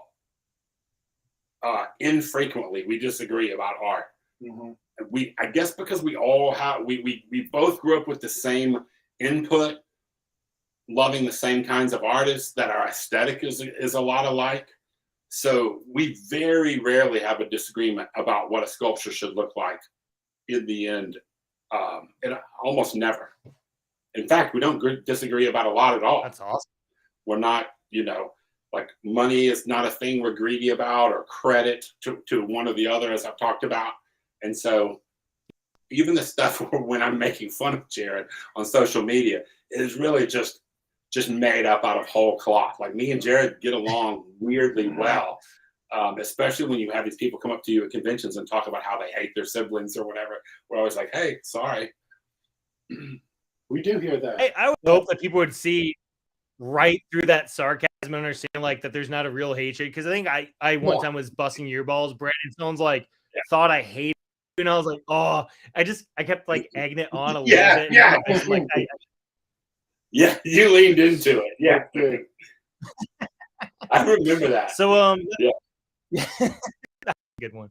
So do you have any recommended clay for beginners? Like, do you guys recommend like is Super Sculpey the easily like the most accessible, or something else you guys think is a good kind of like starter pack for people who just want to get their hands dirty? I think the Super Sculpey medium blend. You've got two choices now with the Super Sculpey medium blend and firm. And a lot of people find the firm too dense and crumbly. So the medium blend is just easier for the average person to work with. It's just softer. And even for us, if we're going to just try to sketch out something, that firm is so dense, it's hard to get it to move real quick. We like to use it, but it's not as easy. Yeah. But also there are just more options now than when Jarrod and I were coming up. That we like the Cos clay. We like Monster clay. All that stuff feels really good. I like to. When we were starting out, I guess there were some people who were just like, you have to be sculpting in wax or you're not a serious person. And we were like, well, fuck that. Because in our opinion, our hero was Takayuki Takeya, the Japanese wonderkind, and he was sculpting in Super Sculpey. And we were seeing the pictures from his studio, and there was the pink Super Sculpey. So you couldn't tell us shit. We're like, if he's using Super Sculpey, we're using Super Sculpey. Yeah, I think another mind-blowing use of Super Sculpey to me was seeing Jeff Yagger's work come in at Sideshow. And I'm like he did this John Connor from Terminator, like this Christian Bale one. I'm like, what? Like, just like the whole thing top to bottom, except for like styrene here and there for like the hard surface bits, obviously, but like all the likeness, the fabric, everything. I was like, it looked like it was made of wax, because I was coming up online in college and stuff. Like Super Sculpey was the thing.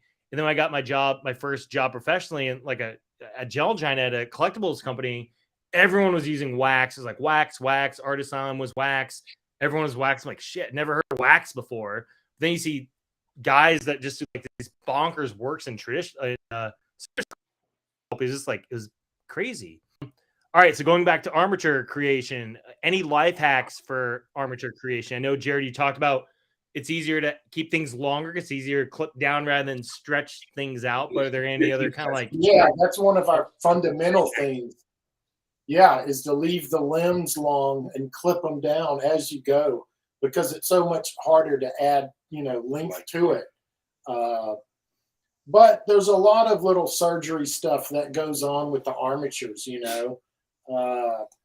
When we're talking about wrapping them with floral wire, tying them together and wrapping the limbs, then we go over that with super glue. Mm-hmm. We just layer super glue down that, and that attaches it to the wire so hard, so it won't unravel. That it won't unravel when it won't steam. And so we super glue all that stuff. We use a lot of super glue. We use a lot of floral wire, and we use a lot of plumber's putty. And in some strategic areas of an armature, the head for the skull and sometimes the hips on a big piece or the shoulders, we'll use plumber's putty. We'll go in, and plumber's putty is a epoxy, a compound, and it makes it really strong in that area. And it can really help you with preventing cracking and problems you're going to have by making this armature stronger than it was in these critical areas. And it's good to wear gloves. Go ahead, Dave. Oh no, what kind of gloves, Jarrod? Is it like, any cotton kind of gloves?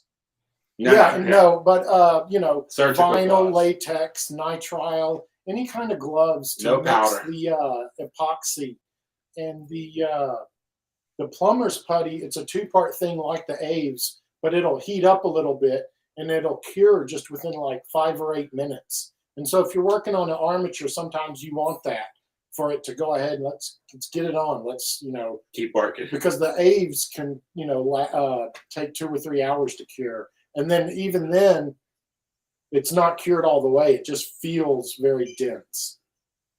Yeah. So is that like just this isn't a question in the Q&A, but I think someone asked earlier too, like with Aves, is there like a window where it's like, hey, in the first like 10 minutes is like the perfect for like loose sculpting, and then after it gets to certain stages where you can like still push in hard detail at certain points of like just wait for it to get rock hard and just like Dremel and carve, or just like general windows of working with Aves? So right when you first mix it together, if you have a little water, you can work really quick with it. It can be slick, and then at about an hour, I would call it sculpty-like in its density. And then as it gets to 2 or 3 hours, it gets very difficult to work, and you can barely press something in, but it's getting pretty dang hard. And then if you want to, what we do, like you said, is a lot of dremeling, a lot of filing and sanding. If you want to do that, you want to wait for about 10 hours because it's still curing. And if you start to Dremel it too soon, it'll just be gummy and you'll just go through it like butter, So to really get in there and Dremel it, you want to let it almost cure overnight. And this is why I sometimes talk about in our discussions, super sculpting definitely for beginners, because I kind of talk about this. There's a learning curve. Aves, epoxy sculpt, or any kind of compound.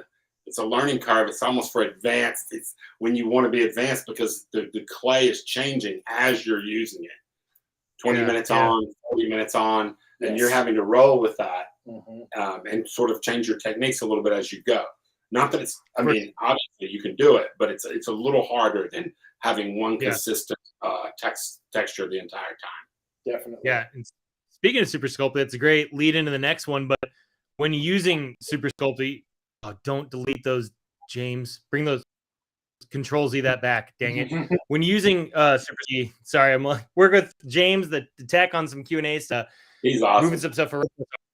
Yeah, James is great. When using Super Sculpt, do you guys ever partly bake to get a firm foundation for the next stage? Before, like, do you bake like stages before you get to like the final?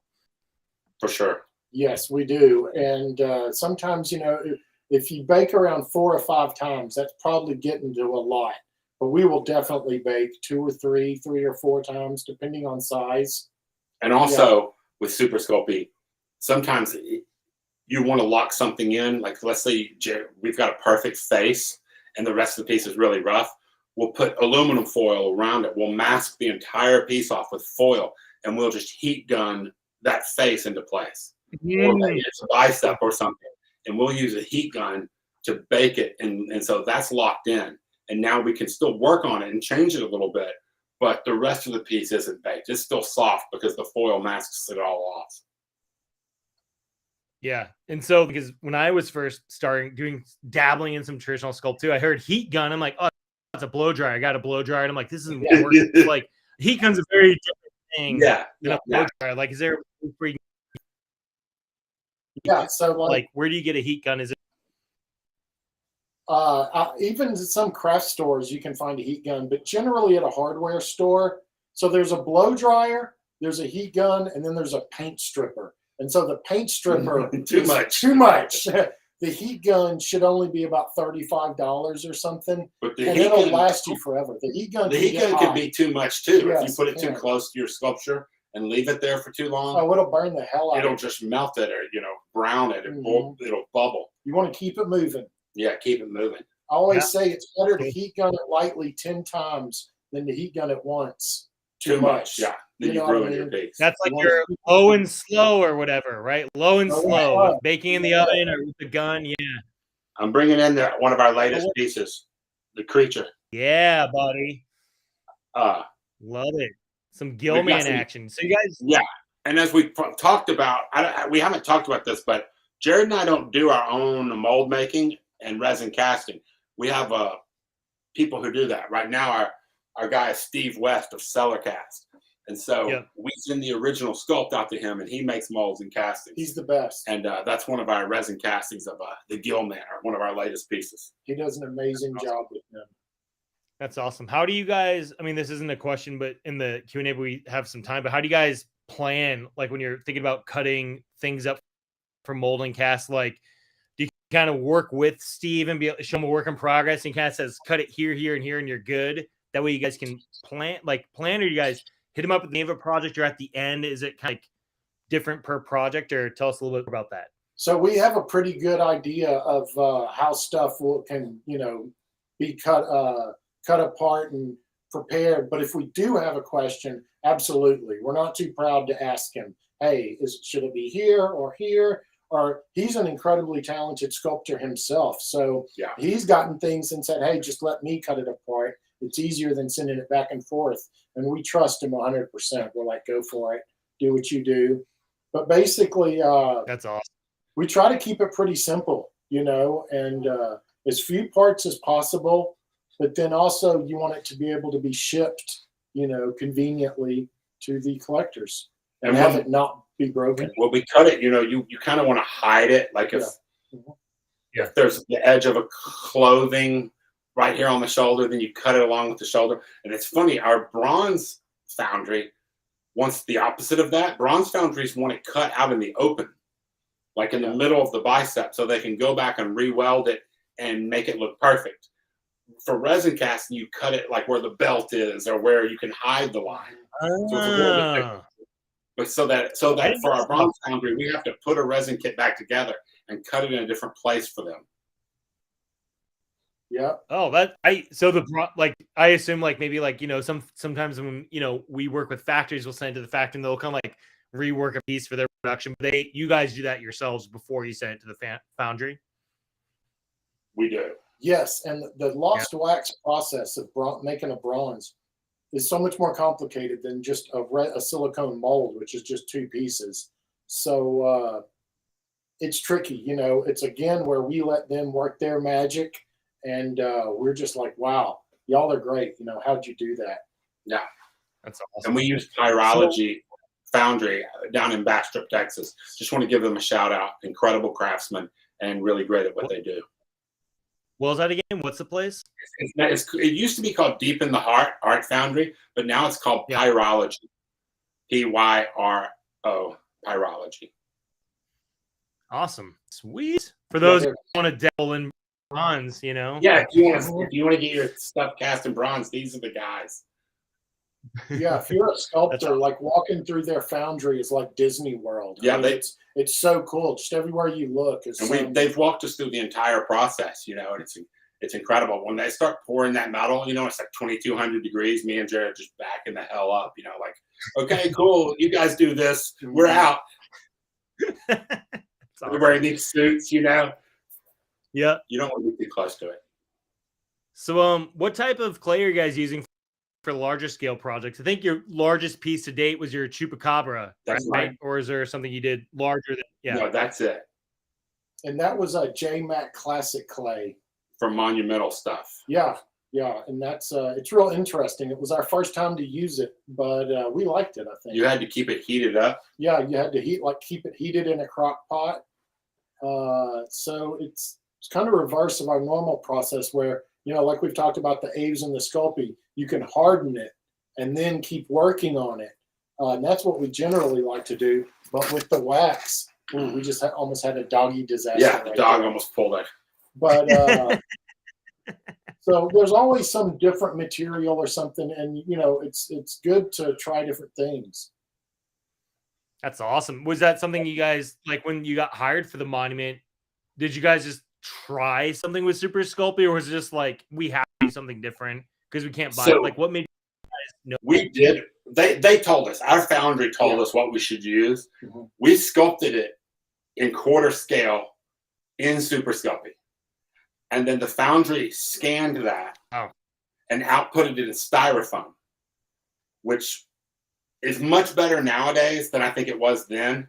So we had very little of our work left. We basically just had to re-sculpt on the surface of the styrofoam. And so when we were sculpting it this size, they suggested JMac Classic clay for monuments, and that's what we used. It worked out great for us. Yeah. Was the foam like really dense foam because that's such a big piece? Was there like an armature built into it somehow, or how? Because that's such a big gnarly piece. I can't imagine it being like foam and clay, or was it? It was really, that kind of styrofoam is like super dense. But then there was also a large pipe and flange that was coming up, you know, about 3.5, 4 feet, and then going into it horizontally, because once you start putting all that clay on it, it did get heavy. And of course it did, but it didn't have to last that long. It only had to last till they got it into their molds. Yeah. And then it was How long was that process? How long was that process for you guys when you got the styrofoam? Do you guys like slinging clay on it to getting done and handing it off? I don't remember, but we always take too long. We're slow as hell. Yeah, we always, the first part is always quick, and then to really finish everything out, it seems like it takes us forever. But the client, you know, when it was all finished and in bronze, me and Jarrod went out there to where they were installing it.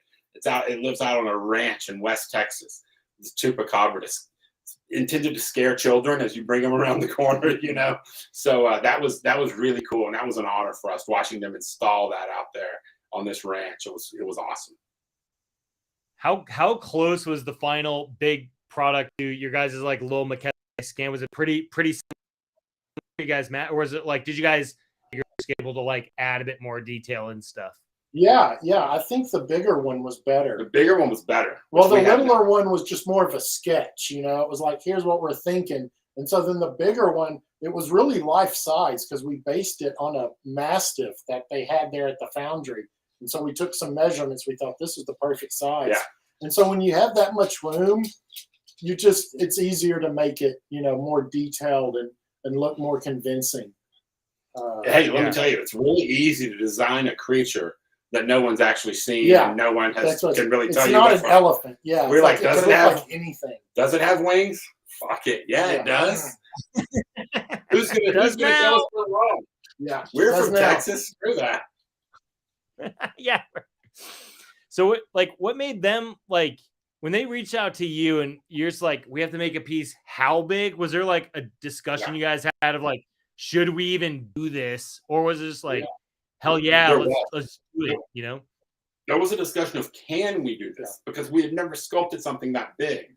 The fact that the finished giant one was better than the maquette was shocking to me. I mean, I was surprised, but it was better, you know? And so I was like, oh, we can do that, you know, if we need to. it's not like it's our comfort zone. You know what I mean? It's not our wheelhouse, but we can if we need to, if we're pushed to it. And they pushed us to it with enough money. That's awesome. So going on the exact opposite of that, someone asked, have you ever tried 28 to 32 millimeter miniatures, like little tiny little guys for tables, like, you know, gaming and tabletop and all that stuff? No. You know, what I've found a couple of times we have a lot of our tricks start to break down. You know what I mean? It's like some of the things that we count on doesn't really work. But also, that's a whole type of sculpting that is so specified. You know, that people who do that almost only do that. Specialists, Yeah, and I don't know how. I don't think my eyes could. If we were going to do it, it would have been when we were young and our eyes were good. Yeah, I think so. Now our eyes are messed up. Honestly, that ship has sailed. Yeah, I love to look at it. I love to look at that stuff. It's amazing. I found too, like a lot of people, that's like their gateway drug in art is they're gamers, they're playing these miniatures. Like, I'll paint these, like, oh, I'll do this, I'll edit, I'll bring in materials and stuff, I'll enhance these things. And like, I want to start sculpting my own. And that's like become a whole thing with like Kickstarter and digital sculpting is like selling STL files and outputs for that stuff. But it's cool because I found like that kind of stuff, like a gateway drug for so many people into this, you know, this world. People have asked us every once in a while to do that kind of, you know, Warhammer stuff or whatever, but it's just too small for us. Or customizing action figures. Awesome. I think a lot of people come in customizing action figures. Yeah, or that's whatever true. it is. Definitely. Has anyone asked you to design their D&D character? We get some of that, yeah. I think some World of Warcraft. Yeah, World of Warcraft, yep. Every once in a while. So one thing, it's not asking no one's asked this, but somebody always found fascinating too is when I have your Grendel Prime statue. I freaking love it. And one thing that always blew my mind was seeing you guys like the weird one-offs where you extra clack and multimedia and fabric stuff. Like, so is that just like scratch and itch you guys don't normally get to do? And you're just like, F it. I really want to like just go bonkers over here every once in a while. Like, what it is. That's exactly what it is. We did one that looked more like the character from the comic. Yeah, you know, he had like a poncho, potato sack kind and of. me and Jarrod were huge fans of the comic book, Matt Wagner. But then Jarrod did another one that was customized, just more like a desert version with more packs and stuff. And that's strictly fanboy stuff. Yeah, it is. That's a great character. 100% fanboy stuff. We love all the Grendel and Mage, and I hear they're making a Grendel Netflix thing. Yeah. So that's cool. Matt Wagner. Yeah. We're fans. That'll be right. I remember I took my Grendel signed by him at Comic-Con, and that figure doesn't come off the base. So pissed because it's like you have to take the whole thing and hold it down every time the bottom. Yeah. He's just like, I can tell he's just like, oh, here's another one that wants it signed. I was like, I'm sorry, it doesn't, you know, it's not just the base, the whole freaking thing. So I know.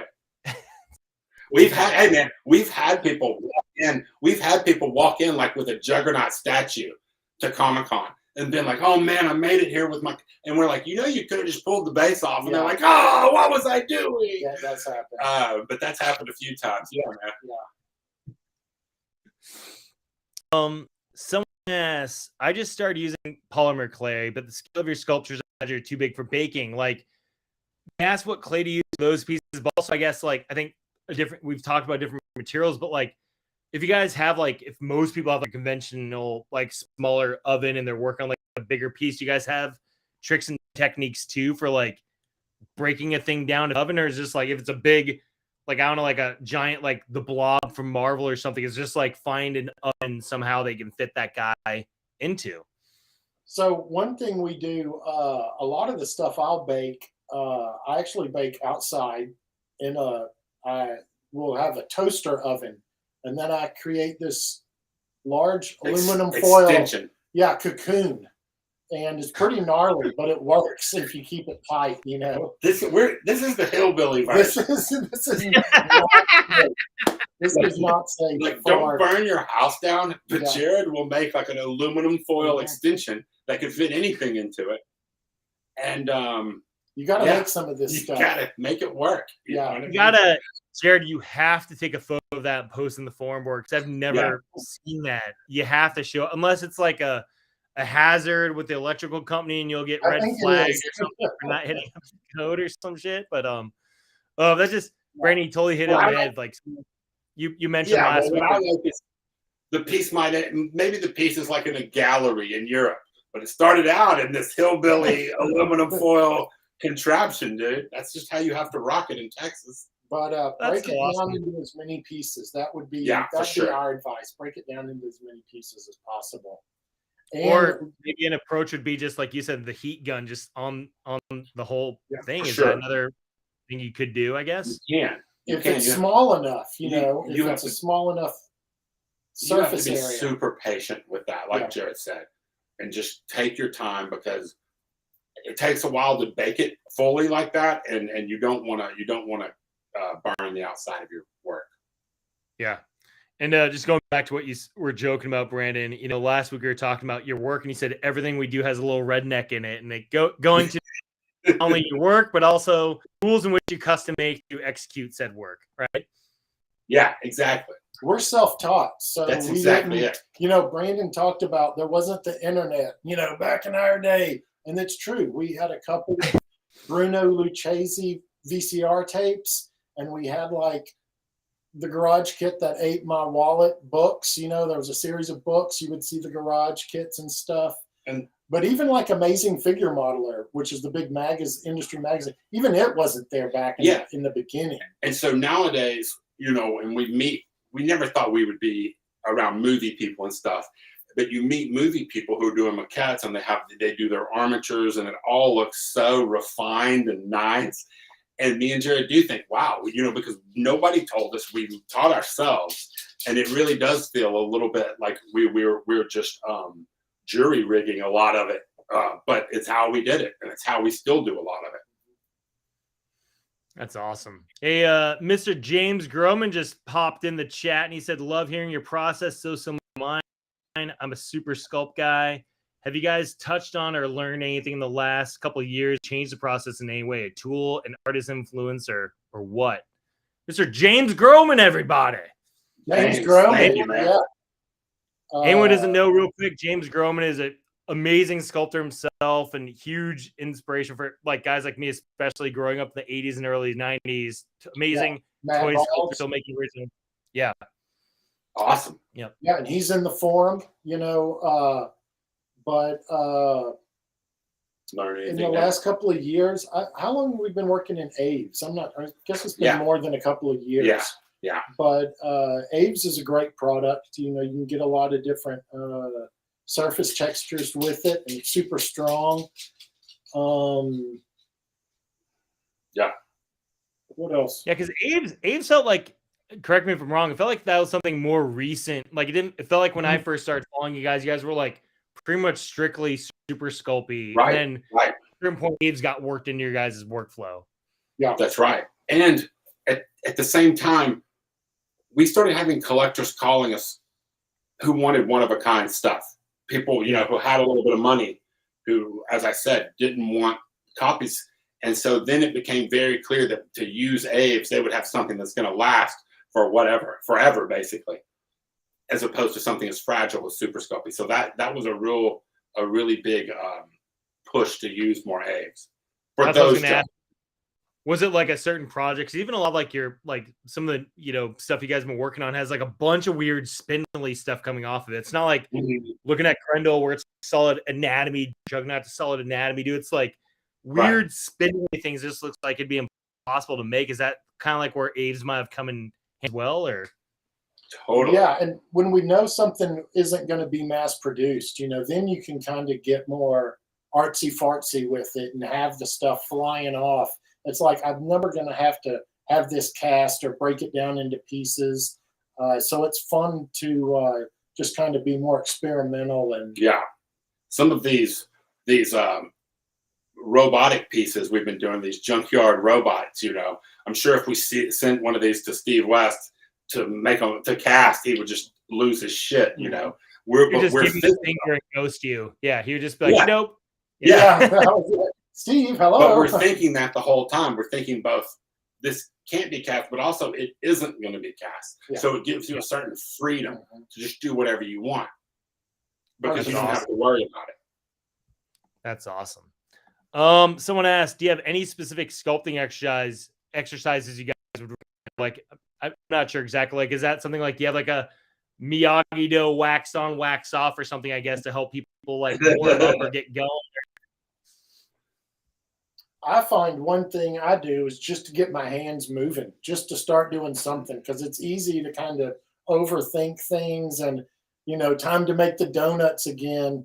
But if I just get up, and maybe it's not even the right thing I should be doing, but if I just start cleaning up or, you know, moving things around, then sometimes it's a little trick just to get going. For me, I always, when I start, I always flip through a couple of art books. Usually it's like Spectrum or something. It's not like I'm looking for something specific or trying to take anything specific.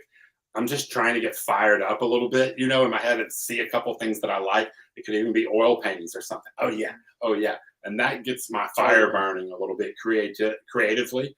And so it gets my hands moving and gets me wanting to touch the clay. That's awesome.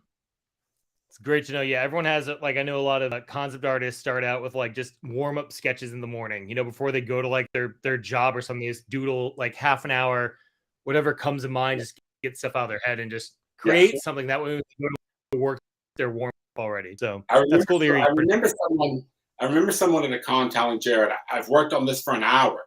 And Jarrod said, well, after an hour, I'm still arranging my tools. Like I haven't even fucking started. And that's how it is with us, you know, a little bit. You're like doing a lot of thinking, and then you just, at some point, you have to dive in and get your hands dirty. Yeah. Awesome. Well, last question, then we're going to replug all your stuff at the very end and thank everyone else again for hosting. But is there any project or character you've always wanted to do but haven't been able to do yet? Like licensed character that's too big or too crazy or too wackety, or just something you haven't had the time to do yet? For me, I would say that it's something we missed because he's gone now, but a Mobius thing. If we had been able to work on a Mobius sculpture, like maybe with him involved, and we've done some of that in our life, but not with him. And it's kind of the same with Frazetta in the sense that we didn't intersect with Frazetta when he was at his peak, or, you know, he died soon after we really became established. And so that's an honor for us right now to be working with his family and Holly and Sarah, his granddaughter. But Mobius was something that I would have liked to do some badass Mobius thing. Yeah. Oh, that's cool. That's the one we haven't done. That's something you should look into. There's probably like a Mobius estate, someone that holds like the rights as an original IP license. You guys just reach out sometime and just do something. You know, like knock on some doors and tell them, hey, produce this, you know. Yeah. Well, awesome, guys. Well, I think we're at the end. So just one more plug. You guys have a Patreon. So just look up the Shiflett Brothers on Patreon and that will come up. Yeah. You guys have the Shiflett Brothers forum like on Facebook. So there's a sculpting page. You guys can look up there. And then you guys got your book. And again, email Brandon@ShiflettBrothers.com. Receive it if you're in the continental United States. And then look up the 3D Total link that we put below if you guys are international, want to receive a copy as well. And I think that's the main plugs, right, guys? Those books, Patreon, forum. Thank you. Dave, hey, good job. You're a friend of ours, but we also have mad respect for you as an artist and an art director, and we appreciate you doing this with us, man. We really appreciate it. Thanks, James. I was still, thank you, James. And I'm still like dumbfounded I was even asked, but it was super fun hanging out with you guys, making it more of a conversational piece. Yeah. I think we had a really good time. I think people asked a lot of good questions. You guys are always awesome and inspiring. So just thank you to you guys again for taking the time to talk about what you do, your journey. Thank you so much to the viewers, everyone that chimed in, watched, asked questions, made fun of Brandon. That's always appreciated. Huge thanks to the Gnomon School Visual Effects for hosting, and thank you so much to the sponsor Lenovo for making this possible. So yeah, guys, awesome, and we'll have a good one. All right. Thank you, Gnomon. Thank you, guys. Shout out to Lily. Thanks, guys. Thanks, Lily. Thanks, Alex. Bye, y'all.